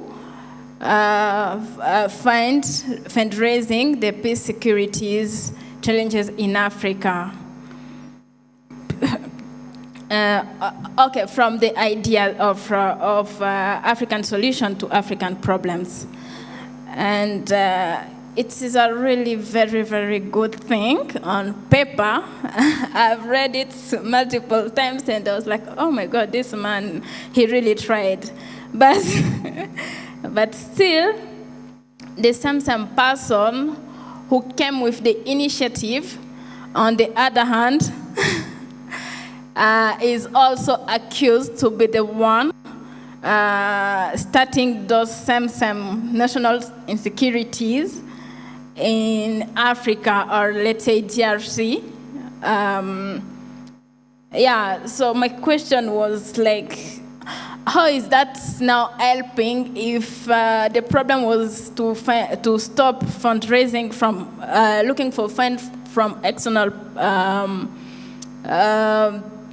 people, but then still, even in our own solutions, we are creating those challenges that we are trying to resolve. So how is it?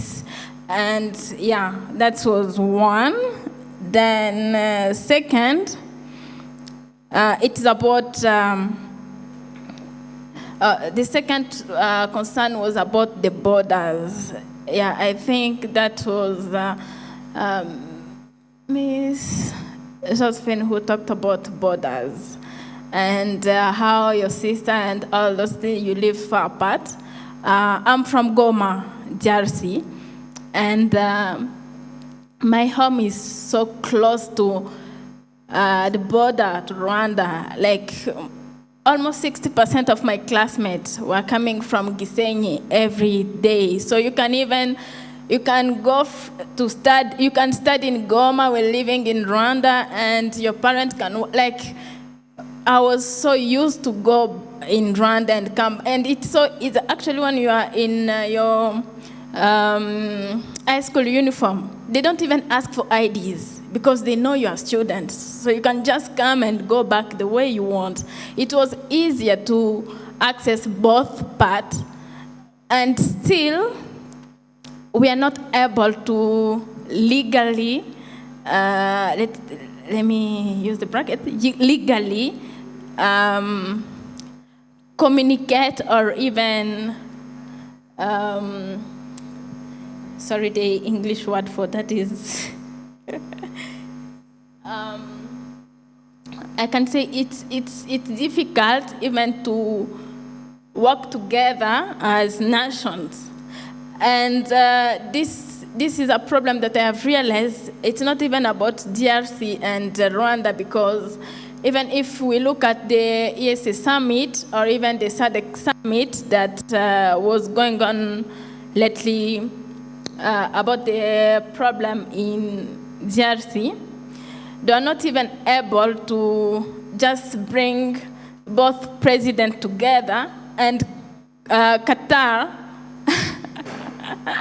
succeeded to do that. So sometimes, I don't know, I just wonder, are we really is it really the external people who are the problem of fundraising and all those things, or is it an African, a pure African problem? Is it still organization, or are we really the problem in all this matter? Because if we can't even talk to each other, we can't even communicate or even resolve our own problem, how will we even think about finding each other or helping each other to get developed? But also, lastly, on the question of education and language, first I had one question, and I have asked this question many times, even to Mr. Elisha Ongoya, when he usually tells me that he's going to the ESC court for a matter about DRC. Then I was like, this is what I was saying. How come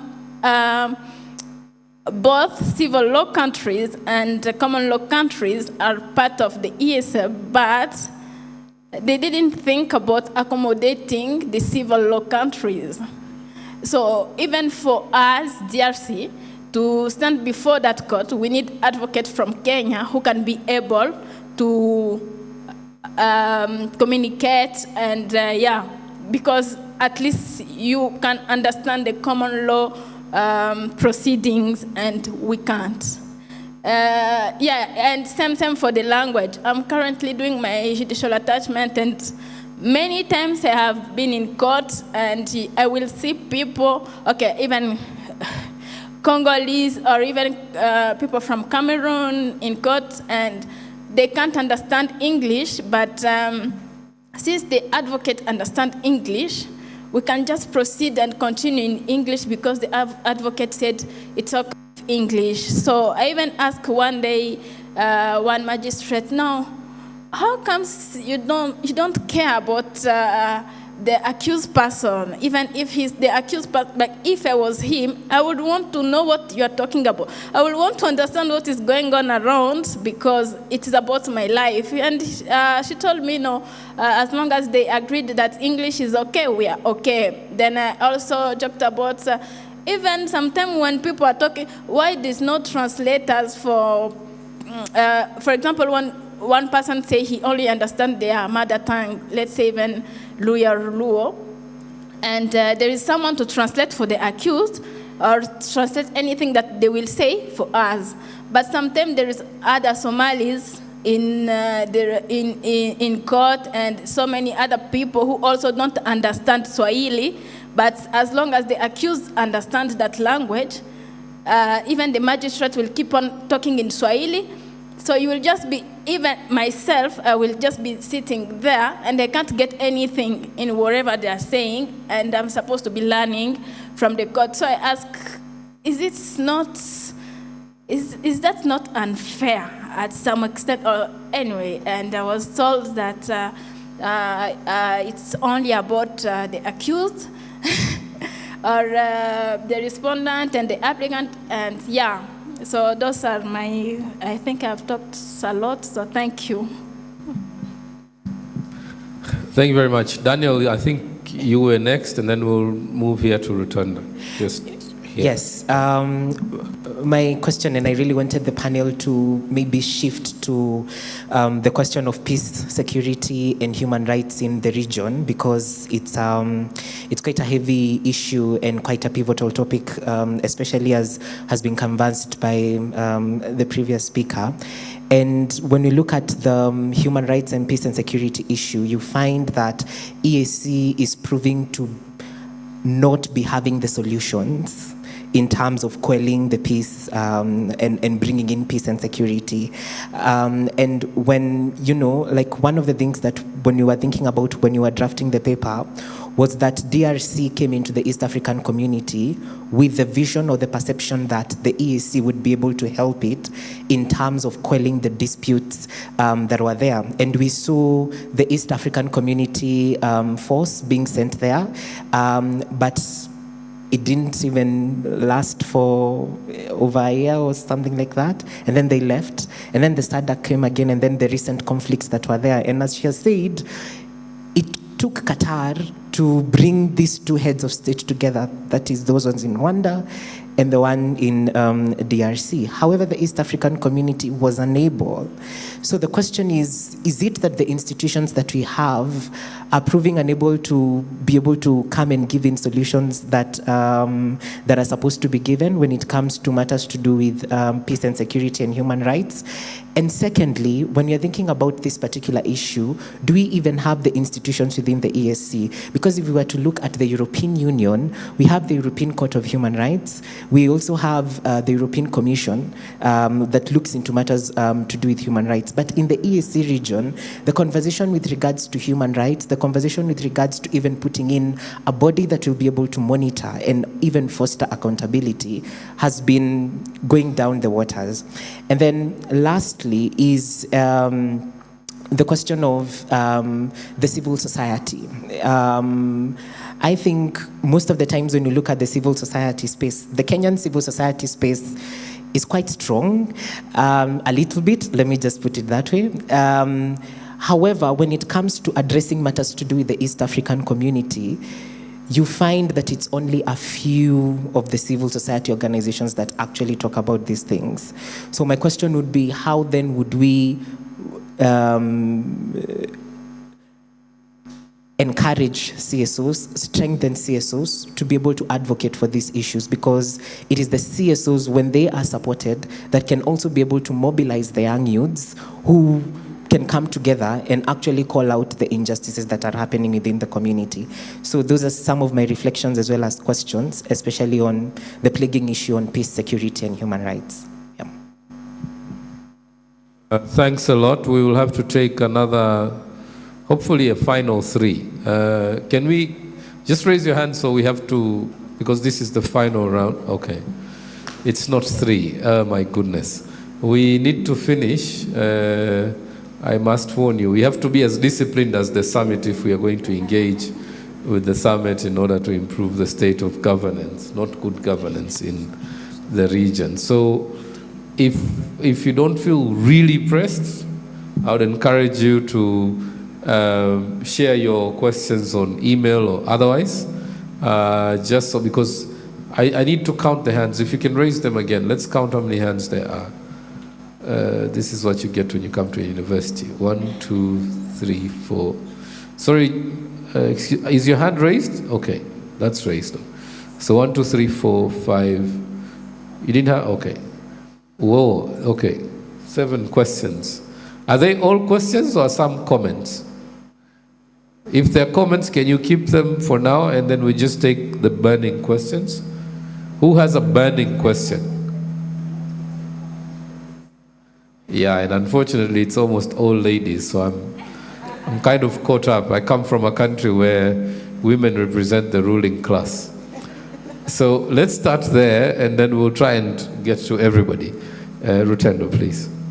Hi, well, thanks for introducing me. My name is Rutendo. My question is, well, several questions. The first one is, what are the potential tensions and the stresses that the ECOWAS breakdown could have had on the EAC's response to the DRC crisis? And particularly, where were the practice and lessons monitoring mechanisms in all of that? Because there seems to be a lot of political amnesia when it comes to these things, but they're similar. On the second question, to the issue of what are we, and also strict adherence to membership criteria, what role would the overlaps in regional economic communities have in making it so easy to have one foot in and one foot out when it comes to the East African community? Thanks.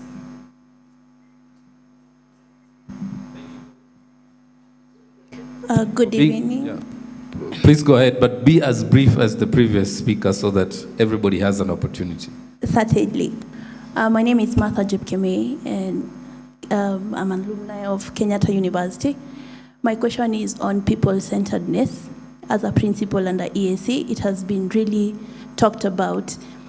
The question, I would frame the question in this way, that the presidents are assumed to represent the interest of the citizens because they were elected by the citizens. Could the fact that when they meet and talk about EAC matters, could it be assumed that they are speaking it from the interest of the citizens? And my second question is, we struggle with public participation even on national level, and we want to talk about people-centeredness within the regional level. How practical could it be? How well can we ensure that the public are involved? If even in Kenya, about all the executive decisions are flagged down because of public participation, and which I can call it people-centeredness. So how is people-centeredness in EAC in terms of involving the public themselves? How can it be achieved? Okay, thank you. My name is Emmanuel Kiremi. I am a potential alumnus of Kenyatta University. An outgoing student of Kenyatta University. My question is still on the question of accession, and one of the complaints that are usually raised is that there are countries that join the EAC that may not be able to foot the bills. So for instance, payment of membership fees. And this is something that has practical consequences, because I think it was late last month we were seeing that the EAC may have to lay off some workers. Some workers will go but may not necessarily be replaced. Now my question is this. Well, at the same time, we also noticed that when some countries join the EAC, there are other countries that really are aggressive in seizing opportunities. So for instance, as soon as DRC joins the EAC, you're almost certain to see a KCB branch open somewhere there, or a merger happen with some bank over there. My question would be this: if we expect all countries to pay the same membership fees, yet it seems like some countries are drawing greater economic benefits, in part because they started off at an economic with an economic advantage. Will it really be practical to expect everyone to pay the same bill in order to maintain the functioning of the EAC? Yeah.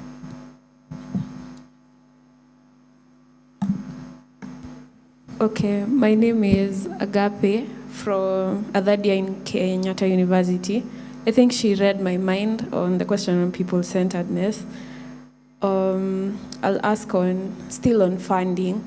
How are we supposed to stop relying on this European states when the financial state in our countries are already very, very bad?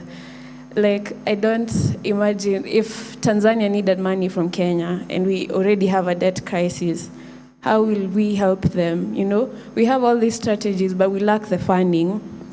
And yes, we'll see the funds going to corruption, but how will we manage these funds? How will we stop relying on them? And also on education, the question that had been asked on education. So we can bring new things to the curriculum so that we can learn what we are learning now. But how do we unlearn things that we have already learned? You know, like, for example, in Asian countries, you won't find them being taught English. Maybe they're being taught now, but their primary language is what they speak. But for us, our primary language, there's a day that I was speaking to a child and they can't even speak Kiswahili. It's like Kiswahili is the foreign language. So how do we unlearn things that we have already learned, whether culturally, education-wise? Yeah, that's from me.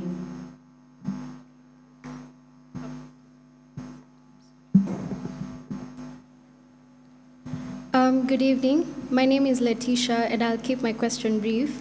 So we know that data is essential for economic development, and cross-border data flows are essential for this.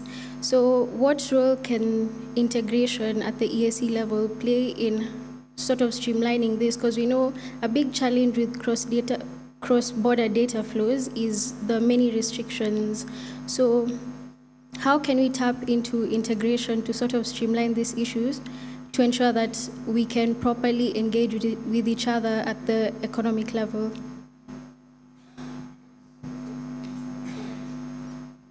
Good evening. My name is Maureen Kamuhia, and I would like to ask a question on political will. So ideally, for me, it doesn't feel like political will. It feels like political influence and manipulation. Whatever you bring to the table, you're bargaining power. Now, this has been seen largely even in the admission of states in Eastern Africa. My question will be, since the treaty is very clear on what should be followed, how then can we streamline and ensure that in the admission of states that we follow the standards that have already been set and ensure that it is not even about what you bring to the table, it's about what you reflect as a country in terms of adherence to human rights, good governance, and all those other principles. There was a final hand there before we close up. Hello, my name is Michelle. I'm a Kenyatta University alumni, and I also work at the Konrad Adenauer Foundation. So the NGOization aspect, I feel very attacked, but it's okay. So I have two questions. The first one is, for lack of a better way to put it, we have seen in the past, especially with sensitive issues, that politicians have tried to play diplomats, and they come up with these comments that are very, for lack of a better word, not in the interest of the diplomatic situation that we're facing at the current stage. So just for example, we've seen politicians coming out to speak about the security situation in DRC and the role of Kenya, politicians speaking about South Sudan with absolutely no clue about the sensitive aspects of it. So do you think this is a challenge, and how do we solve the fact that politicians are acting as diplomats, given that we don't have enough shoes in our wardrobes to keep on throwing at politicians? But anyway, the second question, My next question is on public participation. I think Martha already asked that question, but I have a second aspect to it. It is the fact that, do we actually feel East African? Because at the end of the day, we have so many people who, if you stopped anyone in the middle of the road and asked them about who are the member states of the East African community, they have no clue. My issue is, I am Kenyan, first of all, before I am East African, so why should East African issues concern me? So how do we make citizens feel more East African or feel concerned about East Africa, because most of them didn't really raise concerns about DRC joining East African community. Thank you.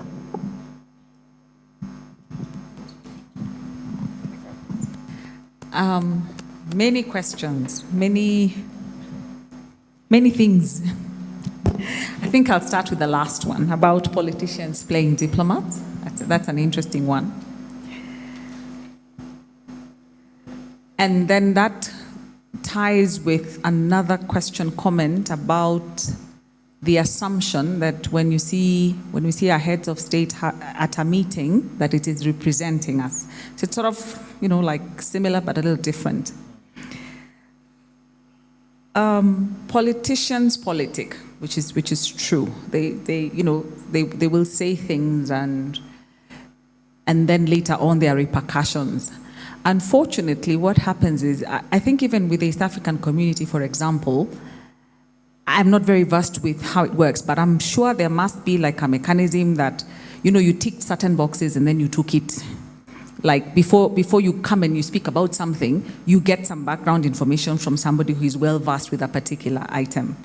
Sometimes what happens, we might find that our politicians say something off the cuff, and there has been no background about the matter.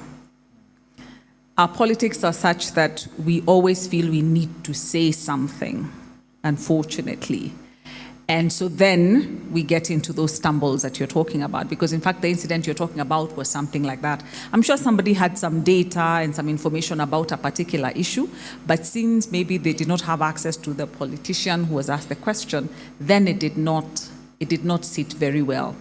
And unfortunately, a lot of utterances that are made affect a lot of people, but we don't actually see what that effect is. So that continues to be a very, very big challenge.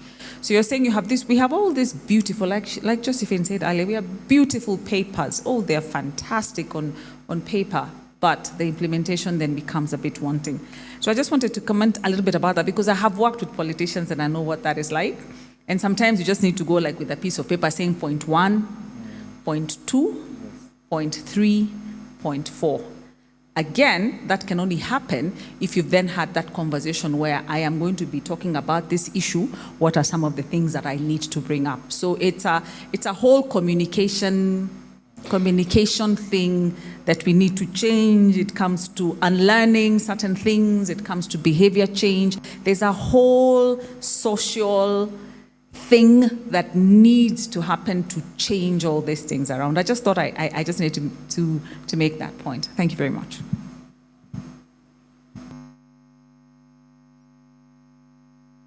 Okay, I can use this. Thank you. Thank you. Yes, there's a fantastic question that requires a thesis from the lady in a gray sweater. But my limited comment to that is, we did a survey, a Twitter poll some years ago, 2-3 years ago. This was informal, it wasn't run at any institution. And we found ourselves in a dilemma. Ibrahim Traore and his colleagues, the 4 West African states that are now threatening or have actually pulled out of ECOWAS, were 87% popular among Africa's young people because of the guy has a pistol. Because we asked, what do you like? And the answers were interesting. He's muscular, he's chiseled, he's cool, he goes to summits with a beret. And then the ECOWAS is trying to say, our treaty says you cannot have unconstitutional changes of government. And Traore, who has done a fantastic PR job in portraying himself as Pan-African, as development-oriented, he drives a not so costly vehicle compared to the fuel guzzlers that our presidents drive, is popular, but how has he gotten to power? Contrary to the treaty. That's a dilemma. What do you say to young people? Are you going to risk and say, no, you should support General Museveni, who was quote-unquote elected? It's difficult, right? Then, to show you how complex your question is, think about the EU and the issue of Brexit, where a guy called Nigel Farage, Boris Johnson, and others misled the the British public into believing an outright falsehood about how leaving the EU would create more jobs and bring back jobs, or the current situation in the US, where someone is saying, make America what? Great again. But his tariff war will end up hurting his own people. But people are convinced that this is the best guy, you know? So that variance between populism, nationalism, versus now the governance questions we're discussing, for me, you've opened a wonderful Pandora's box that I can't give a definitive answer to because of those complexities and how that relates to East Africa, which is what happened in our brothers and sisters' country when we had the great John Pombe Magufuli in Tanzania, who, in fact, some Ugandans changed their Facebook names. So if I am Andrew Karamaji, I add Andrew Karamaji Magufuli because of how popular this gentleman was. Yet we hear reports about human rights violations under this popular gentleman who went to construction sites and said, the plan has 8 bars of steel. Let's count the actual bars of steel. That guy will be popular. You can't beat him in an election. But we in NGOs are saying the man is violating human rights. How do you deconstruct? So it's a complex question. The other is on the East African Court of Justice. For me, I really feel frustrated when I read, I don't know if that's the same rule of procedure that says you must report something within how many days?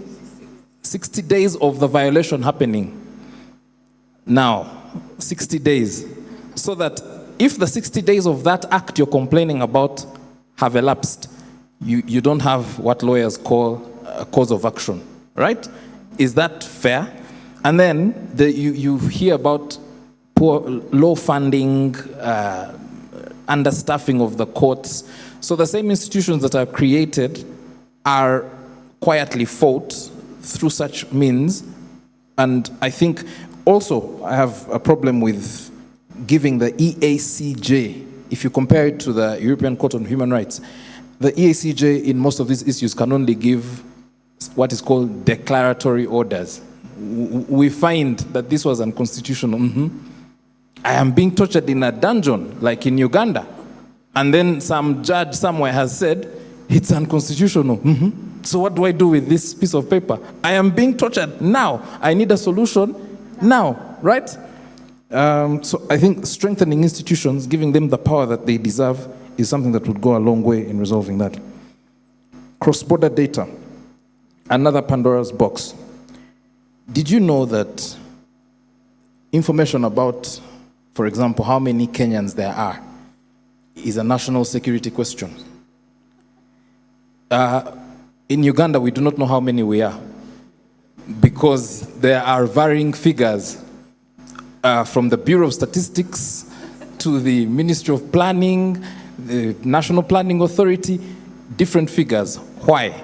Because our dear leader thinks that rigging an election will be harder if the population is known.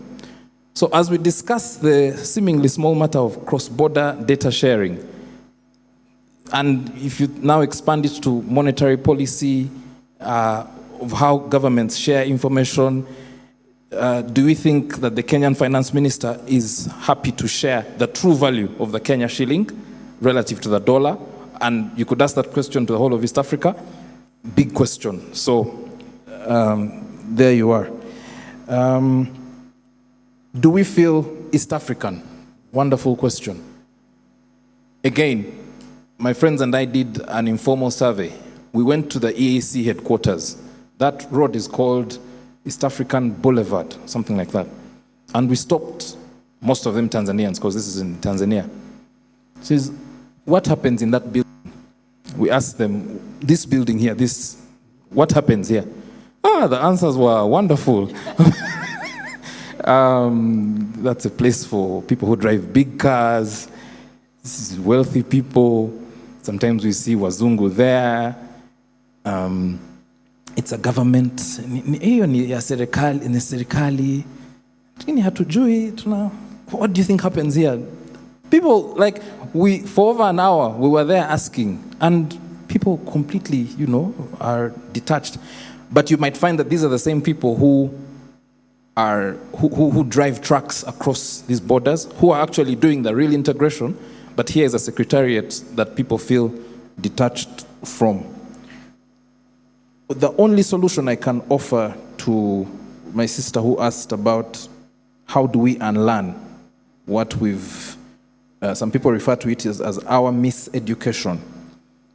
One tiny, really drop in the ocean solution I have for you, at least it helped me deal with my frustrations after school, because the things we learned were not, there's a word that young people use these days, the math is not mathing, so the education was not doing what?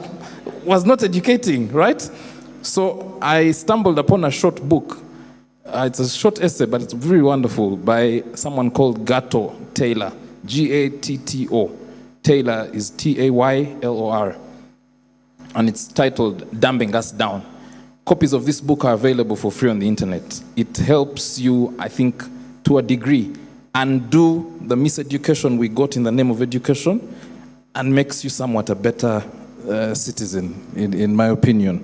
My last response, I think I'll leave this to my more able co-panelists. The question of member fees, I must concede, I don't have an answer.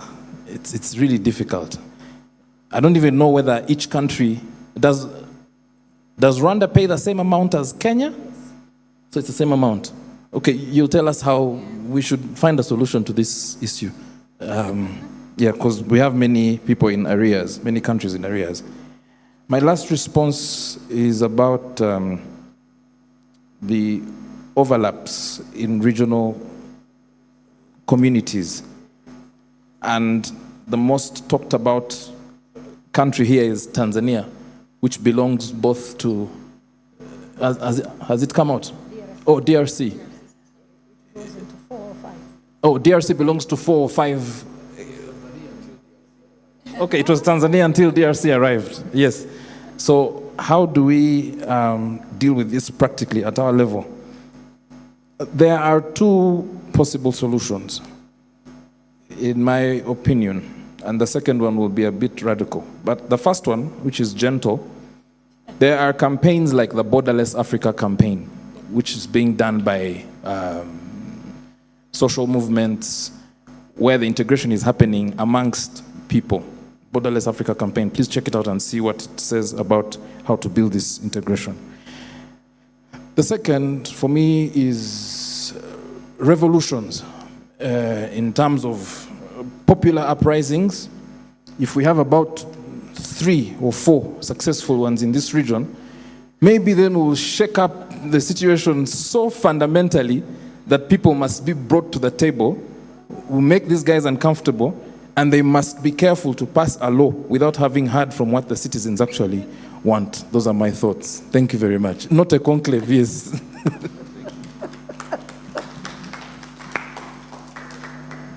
He wants to put the leaders into something similar to the ancient, during those days, conclaves. They used to shut them in, don't give them food up until they elect a pope. Yes, That's what they used to do. Regarding the overlaps, one country belonging to so many wrecks, there was at one time, very briefly I'm going to be, one time somebody explained to us there could be advantages if the wrecks cooperate. Like when you have East African communities, SADC and another one, they form an MOU, they have a tripartite relationship, they think of a way of addressing a particular common problem and so on. For me, I would say dismantle the borders. No more 5 wrecks. If 12 countries belong to one wreck and 2 of them or 3 of them belong to others, break the wrecks, make it 1 wreck. Eventually we'll have only 2 wrecks, and then we have Africa as a borderless continent. Yeah, similar to your response.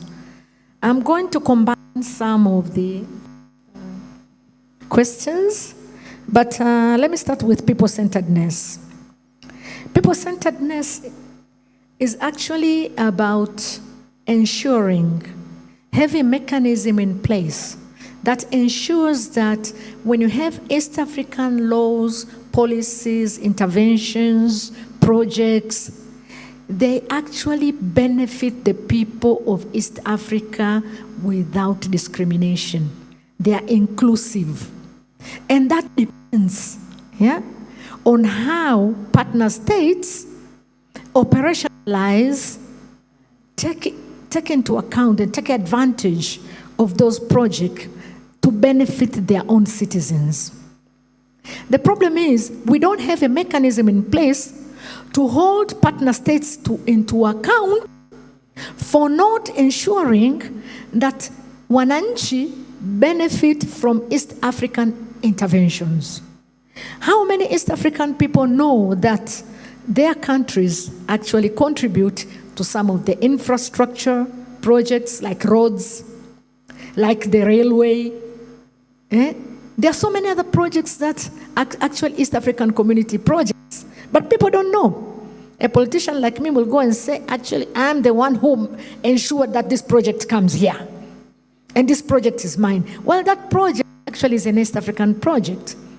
And this, I will take it back to the Secretariat and the executive in East African community, who actually tick boxes. Are the people informed? Are they participated? You know the concept of people have been participated? Tick box. They have been participated just because only a few people were called and they were informed that we have 1, 2, 3, 4 going on. So it is about ensuring that you are sensitive to the inclusion, you are sensitive to policies, projects, and that wananchi of East Africa benefit from the fruit of labor of their taxes that they're paying. Another thing is the problem of finances, lack of finances for running different projects that we have to resource mobilize outside. I think we all have control auditor general offices in our respective states. Have you read the reports? Do you know about the reports? In Tanzania, billions and billions of shillings, trillions of shillings get misused. And then we complain we don't have money. I'm a water person. I deal with water resources management and other things. One of the things that I'm looking into is non-revenue water.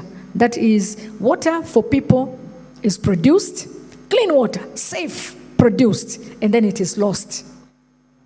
You know, an authority, water authority in Tanzania, is losing up to 70% of water that has been cleaned and ready to be used by people. And we asked the water authority, if this water was actually leaking, we would have seen swamps. The whole town will be flooded. But we don't see floods. Where is this water going?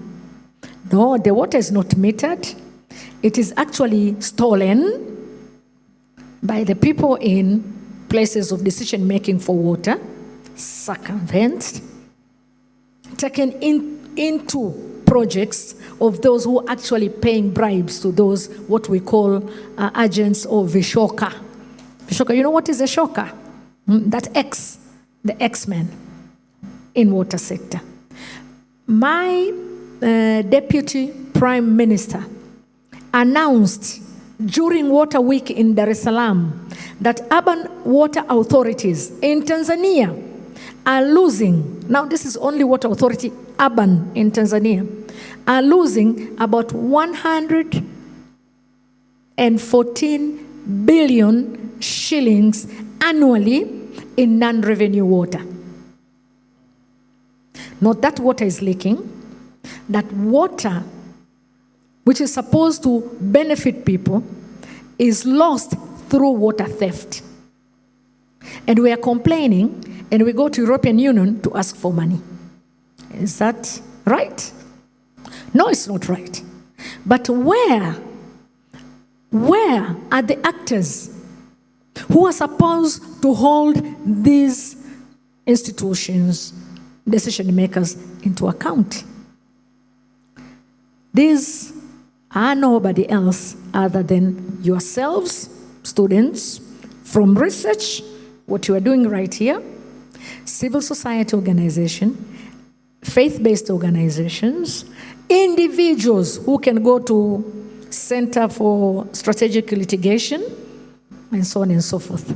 But it requires what my dear friend said about unlearning, relearning, learning afresh. There are people who actually see the problems, but they don't want to participate to solve the problem.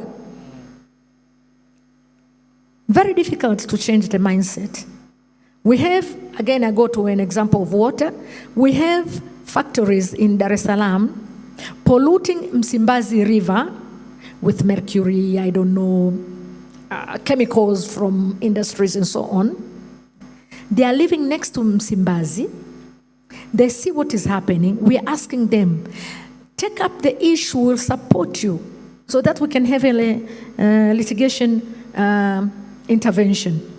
They say, we cannot do it, we are afraid. So we need to help to build confidence, to build new ways of thinking, to change the mindset, so that we participate to ensure that we salvage our resources. There was a question of data. Very quickly, I learned in the past about lying with the statistics.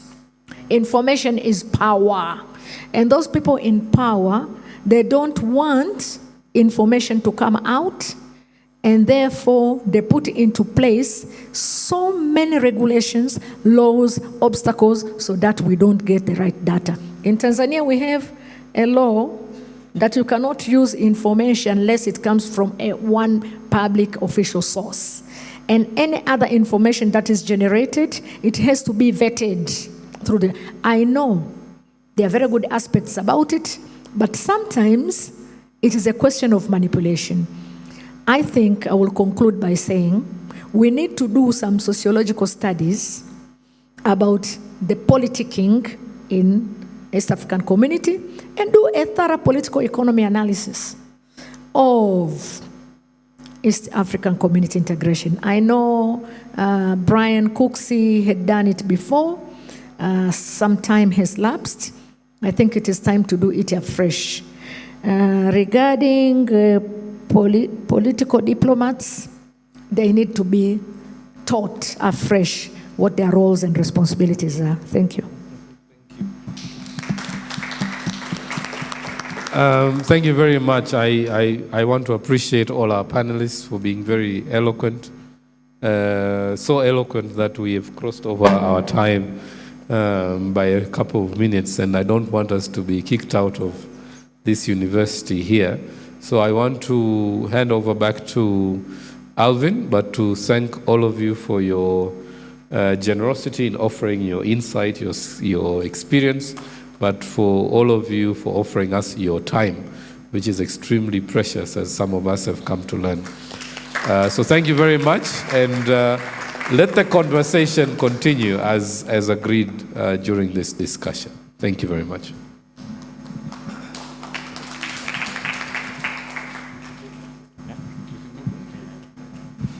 Much. Thanks so much, Deuce. That's actually a very nice panel, which was well balanced. But you'll never satisfy people because Gen Zs are saying they are very underrepresented. So yeah, I hear complaints that the Gen Zs were not represented. Yes, we can take a photo. No worries. Yes. So in trying to remedy what has happened,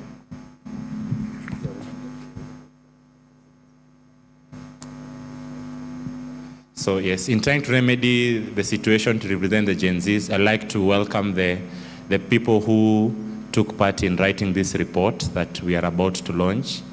So just, yeah, if you just come at the front, we can have a group photo and proceed to the launching ceremony. So kindly, the Gen Zs.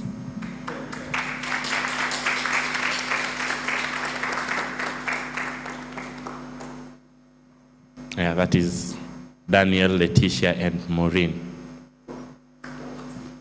So, yeah, we can have a group photo.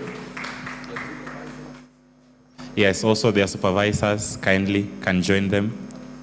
Prof, as the supervisor, you can join them because they're taking a group photo. Yes. Yes. Naomi doesn't want to be there? Oh, okay. So in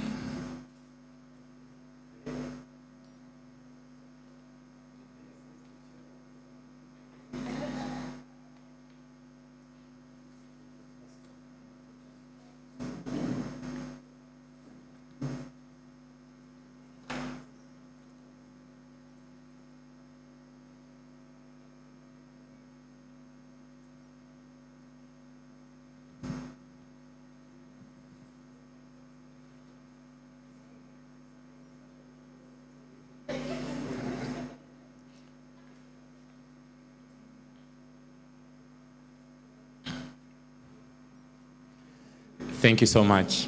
The authors of the report will still remain there so that you can help us do the launch. For the panelists, thank you so much. We are greatly indebted to your wisdom.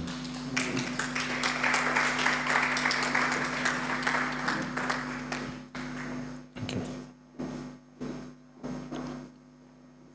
So we are now going to proceed to the next phase, which is the launching phase.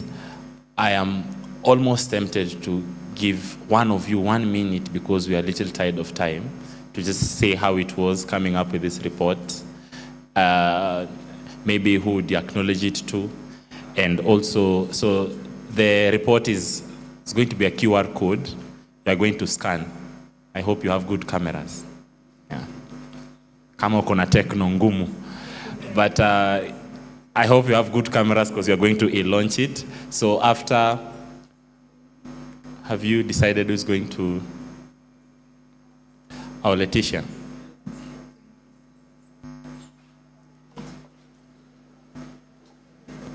So yeah, just 1 minute, tell us something, just something brief about the report, and yeah, just, what you'd like us to maybe pay attention to as we read the report, and then immediately you're done, you'll come to click the next so that you can launch it.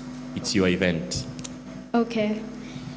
So very briefly, the process of coming up with a paper was at first very daunting because it required us to really mature in terms of research, also because of the level of impact that this research is going to have. But with the right support, we were able to deliver on the paper, and now it's something that will be published. So as you read the report, pay attention to the sources we've referred to. Most of them have really useful information. And I think towards the end of the paper, there's also recommendations on what the community at large can learn from. And from those, there's areas which require further research. So have a look at those. And if it's something that piques your interest, please proceed and write a paper to supplement our report. Thank you. Thank you so much. So you're coming to launch. It's just pressing the next button.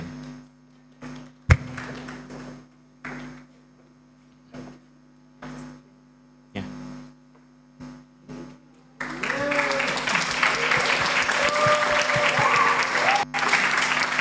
So yeah, there you have it. The report you can scan to access it. Yeah, can move closer. But you can also tell me with my Samsung, I can send you after I've scanned.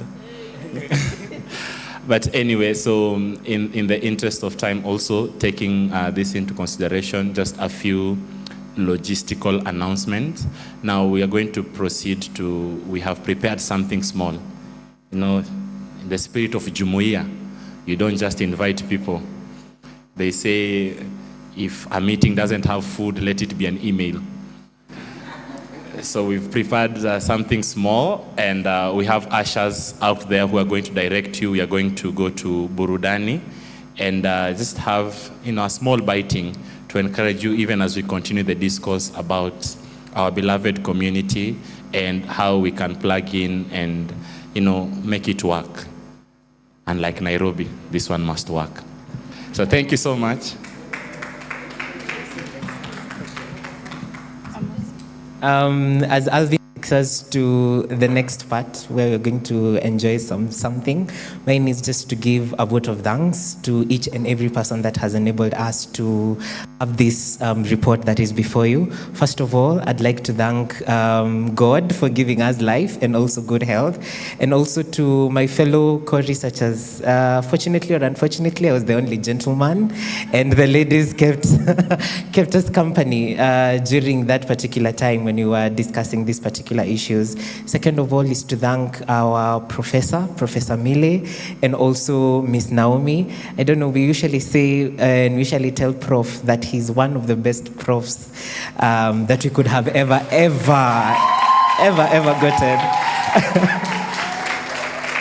gotten. And Prof, we really thank you for the opportunities that you give us, the platforms that you give us for us to showcase our talent and to showcase and even to learn on different things. And that leads to thank the Center for Strategic Litigation, Mr. Deus Valentine. Thank you very much for the support and also for guiding us through this process. Also to Miss Aziza, she was behind the scenes. I don't know whether she's here today. Yes. Thank you so much. She really supported us. And also to thank the panelists for coming and also looking at our paper and giving quite insightful feedback during the panel session. We do not take it for granted. And to each and every person who made their time to come here, we thank you very much. And also to our institutions, that is Kenyatta University and Strathmore University, we thank you as well for giving us this platform. Thank you.